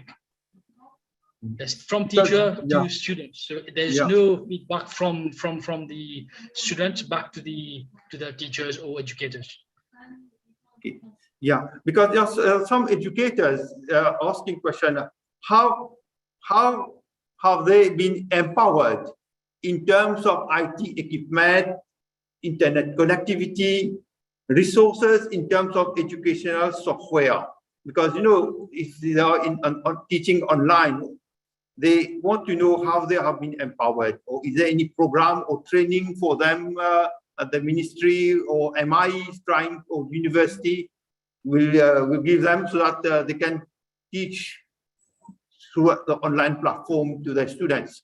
I think it's, Mr. Rangu, I think they can ask the university for a training.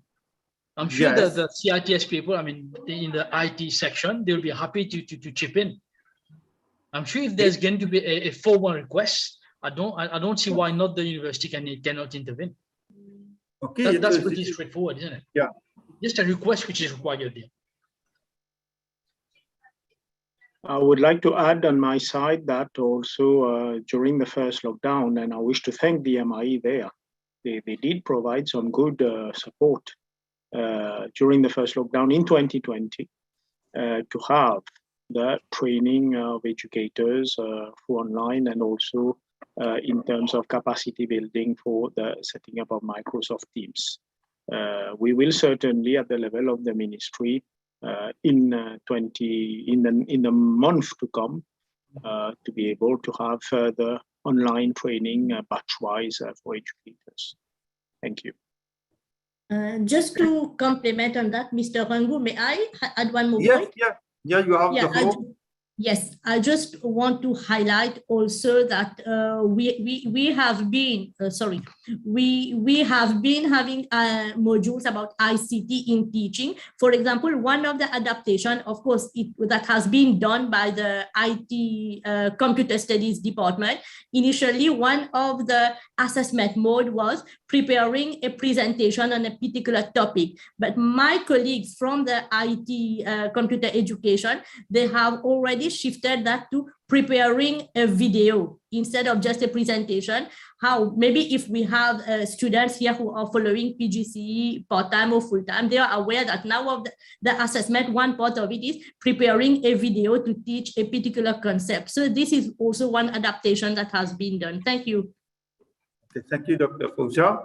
There is one question, especially for those pupils, the kids. Okay, they are following the program in the MBC, and they find that these programs are too quick. Okay, too quick for the little one to note down, and also the solutions. And we want to know how we can improve on the program for the little ones. We can communicate to the MIE and the MGI and also the Open University who are preparing the programs, to tell them to communicate to the resource persons who are preparing the program to adapt the pace of the program to slow down where needed. This will be examined. Thank you. Okay. Now, you know that many teachers or educators, they are giving their lessons online, and the educators want to know what to do in case students use or modify their videos on public apps or associated it with immoral stuff. You know, here it is mostly about maybe plagiarism, or it's about copyright, and these things they want to know because now they want to put it in social media. So is there some privacy? They're concerned about it. My first observation to that question is that this is not on the agenda of the day and should not appear in today's forum. Okay. That's my first observation. My second observation is that there is something called a Cybercrime Act in Mauritius, and it is an offense to in any way publish on social media or on online platforms illicit information and illicit videos. But notwithstanding that this is not on the agenda of the day, I would suggest that anybody who feels aggrieved by any video to report first to the head of the school. But in addition to that, if there is any cybercrime which is committed, then there is a cybercrime unit. But before reporting to the cybercrime unit, there is a school for which the educator has to report to, because this is online teaching by teachers for students, so has to be reported first at school level. But let's stick to the agenda of the day, please. Okay, thank you, Mr. Ogba.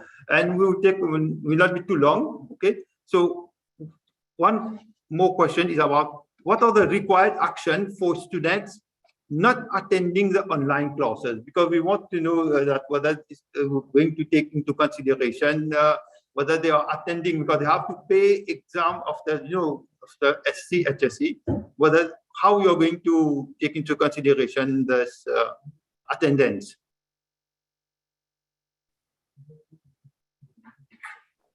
Currently, we have the requirements for attendance, and it is very important for students to attend online classes. These online classes are carried out for students from grade 10 to grade 13. It is very important for students to follow online classes so as not to be left behind. There may, however, be reasons for which a student might not be able to attend online courses. The educator has to follow up with the students and through the head of the school with, if necessary, the responsible parties. The heads of school will be contacting the responsible parties to try to see why the student is not attending the online classes, because as we all know, there are requirements in terms of attendance, but notwithstanding the requirements in terms of attendance, we have to simply ensure that students are not left behind in terms of their coverage of the curriculum.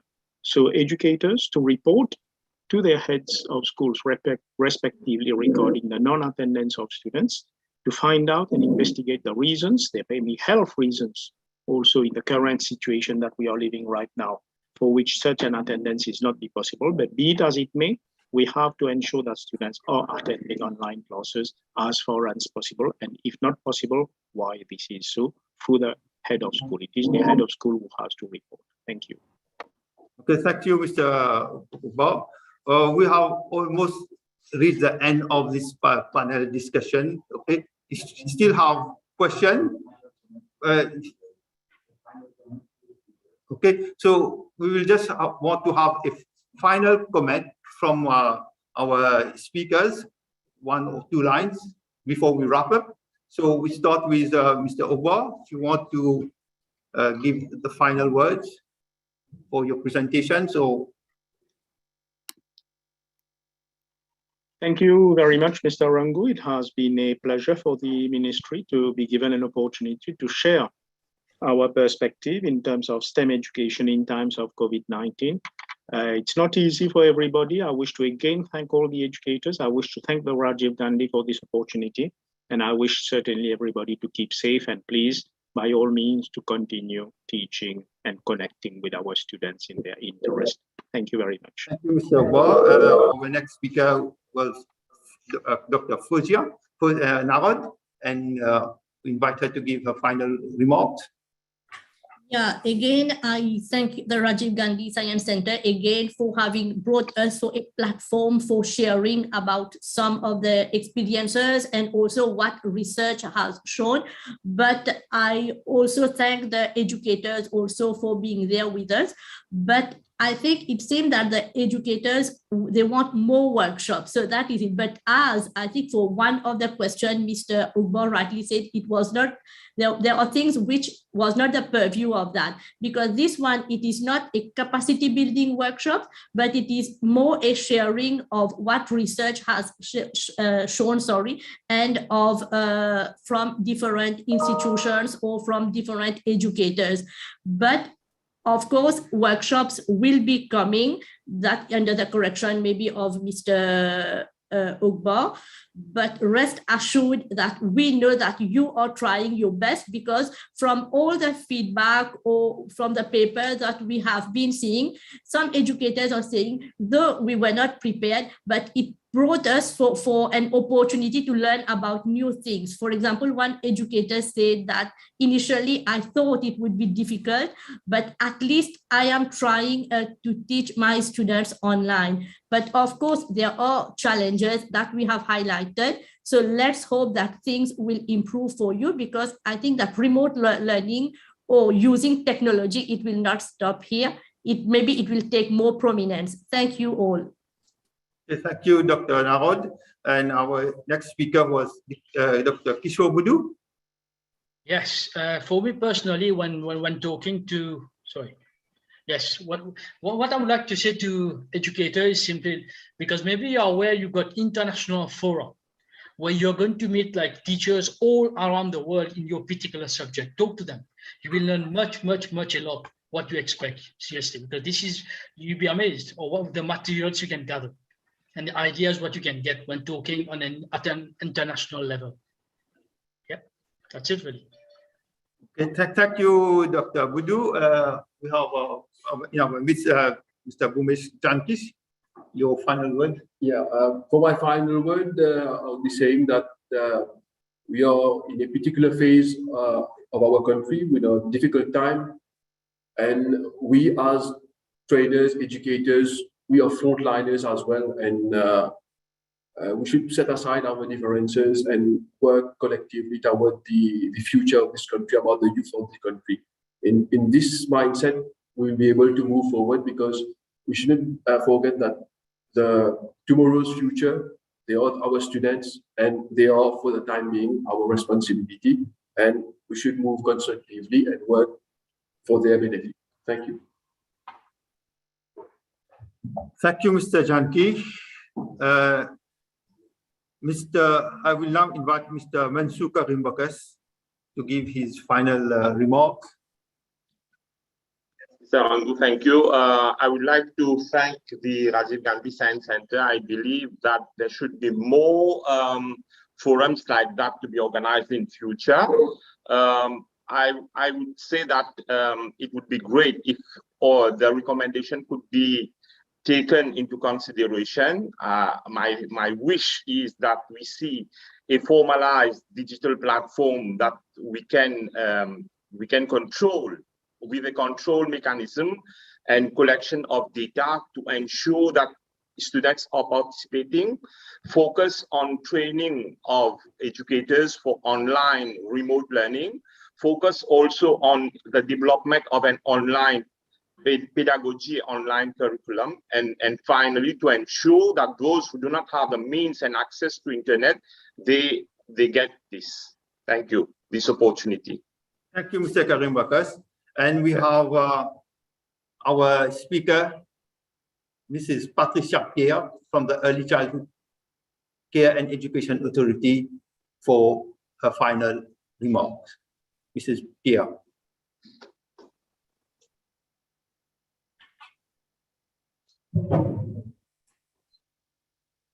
Yes, thank you very much, Mr. Rangu. It has been a pleasure. It has been a pleasure for me to share how early childhood care and education is trying to cope with a challenging situation. It's not easy to teach young children online, but as I said, we look forward to your helping hand to empower our educators. Thank you, Mr. Rangi. Thank you, Mrs. Pierre. We have in our midst our chairperson, Dr. Noga, who has been supporting us throughout this National Science Week, all the activities. I would like her to give her comments, suggestions, and her final words. As a former science educator at the MIE, I've been really impressed by all the presentations, and I hope that I don't know, I hope it's all right. I hope that the Ministry of Education will take note of all the suggestions that have been given. But so far as practical activities are concerned, the nature itself is a natural lab. I think if children have been taught, all our students have been taught the process skills approach of observing, of analyzing, of predicting and all that, they will be able to learn quite a lot from nature. And if they have any problem, they can always check on the internet. They can go for the information either from the teachers or the others. So in this way, they'll be doing some hands-on experiments themselves by making use of the natural lab that we have. Though the virtual lab also could be shared with teachers, with all the educators, because this is what they are requesting. This is for the ministry to find out how they can do it. And when it comes to assessment, I think that should be looked into also, because the students have not been going to school and some of them may have had some difficulties. There are inequalities in the society. So we have to take care of that also, whether they have got computers at home, whether they have internet access, and all the different tools that are needed for the online education. And when it comes to the Cambridge exams, it would be, I don't know, it depends on Mr. Ogbar what he's going to do, but it would be good if that was postponed, or they have to relook into that so that it's more into the local context, whatever assessments, whatever content areas they are looking into, what examples will be used for the assessments. I think we have to think about the present era where we have had to be more resourceful, and teachers also could also send their comments and see how their students have coped throughout the pandemic, and whether they are fully equipped to face the exams later on. Anyway, thank you all the presenters. That was very good, very informative. And I hope something will come out of it, and we'll be more sort of resourceful and cope with this pandemic, because it is making us become more innovative, as it has been said before, and we have to reinvent ourselves. And also the education curriculum, the curriculum for the schools also. We don't have to load it too much. It's not just the content also that it matters, it's the approach, what scientific skills that children will be acquiring. It's an inquiry-based approach that we have to focus on. Thank you very much. I hope I have said it because the others have said quite a lot also. Yeah. Thank you, Dr. Noga, for your valuable suggestions and comments. And dear participants, the National Science Week is still going on. Okay, please check our Facebook page for all the events. Tomorrow we are having another live workshop targeting the SMEs, but definitely many educators can still attend, because SMEs is one sector, okay, important sector, and we are inviting the teachers, especially for business studies and those who are teaching business and entrepreneurship education, to join us in this live workshop. On Friday, we are having another important international forum. It is about COVID-19, a paradigm shift in science communication. So here again, we invite you to join us for this international forum. We have almost reached the end of this workshop. Ladies and gentlemen, this event would not have been possible without the continuous support of our parent ministry in all our endeavors. I wish to place on record the prompt response and enthusiasm and valuable contribution by all our speakers. Thanks to all rectors, headmasters for supporting and encouraging the teachers to participate in this special event of the National Science Week. Let me seize this opportunity to thank all the attendees present for having spared their valuable time to attend today's workshop and making this event a success. Our warmest thanks also go to the NBC and the media for providing good coverage of this event. Last but not the least, to all our dedicated staff of the Rajiv Gandhi Science Center. Ladies and gentlemen, we have now reached the end of our program. I thank you for your kind attention. Stay safe and have a nice day. Okay, bye-bye. Thank you. Thank you. Thank you. Bye-bye.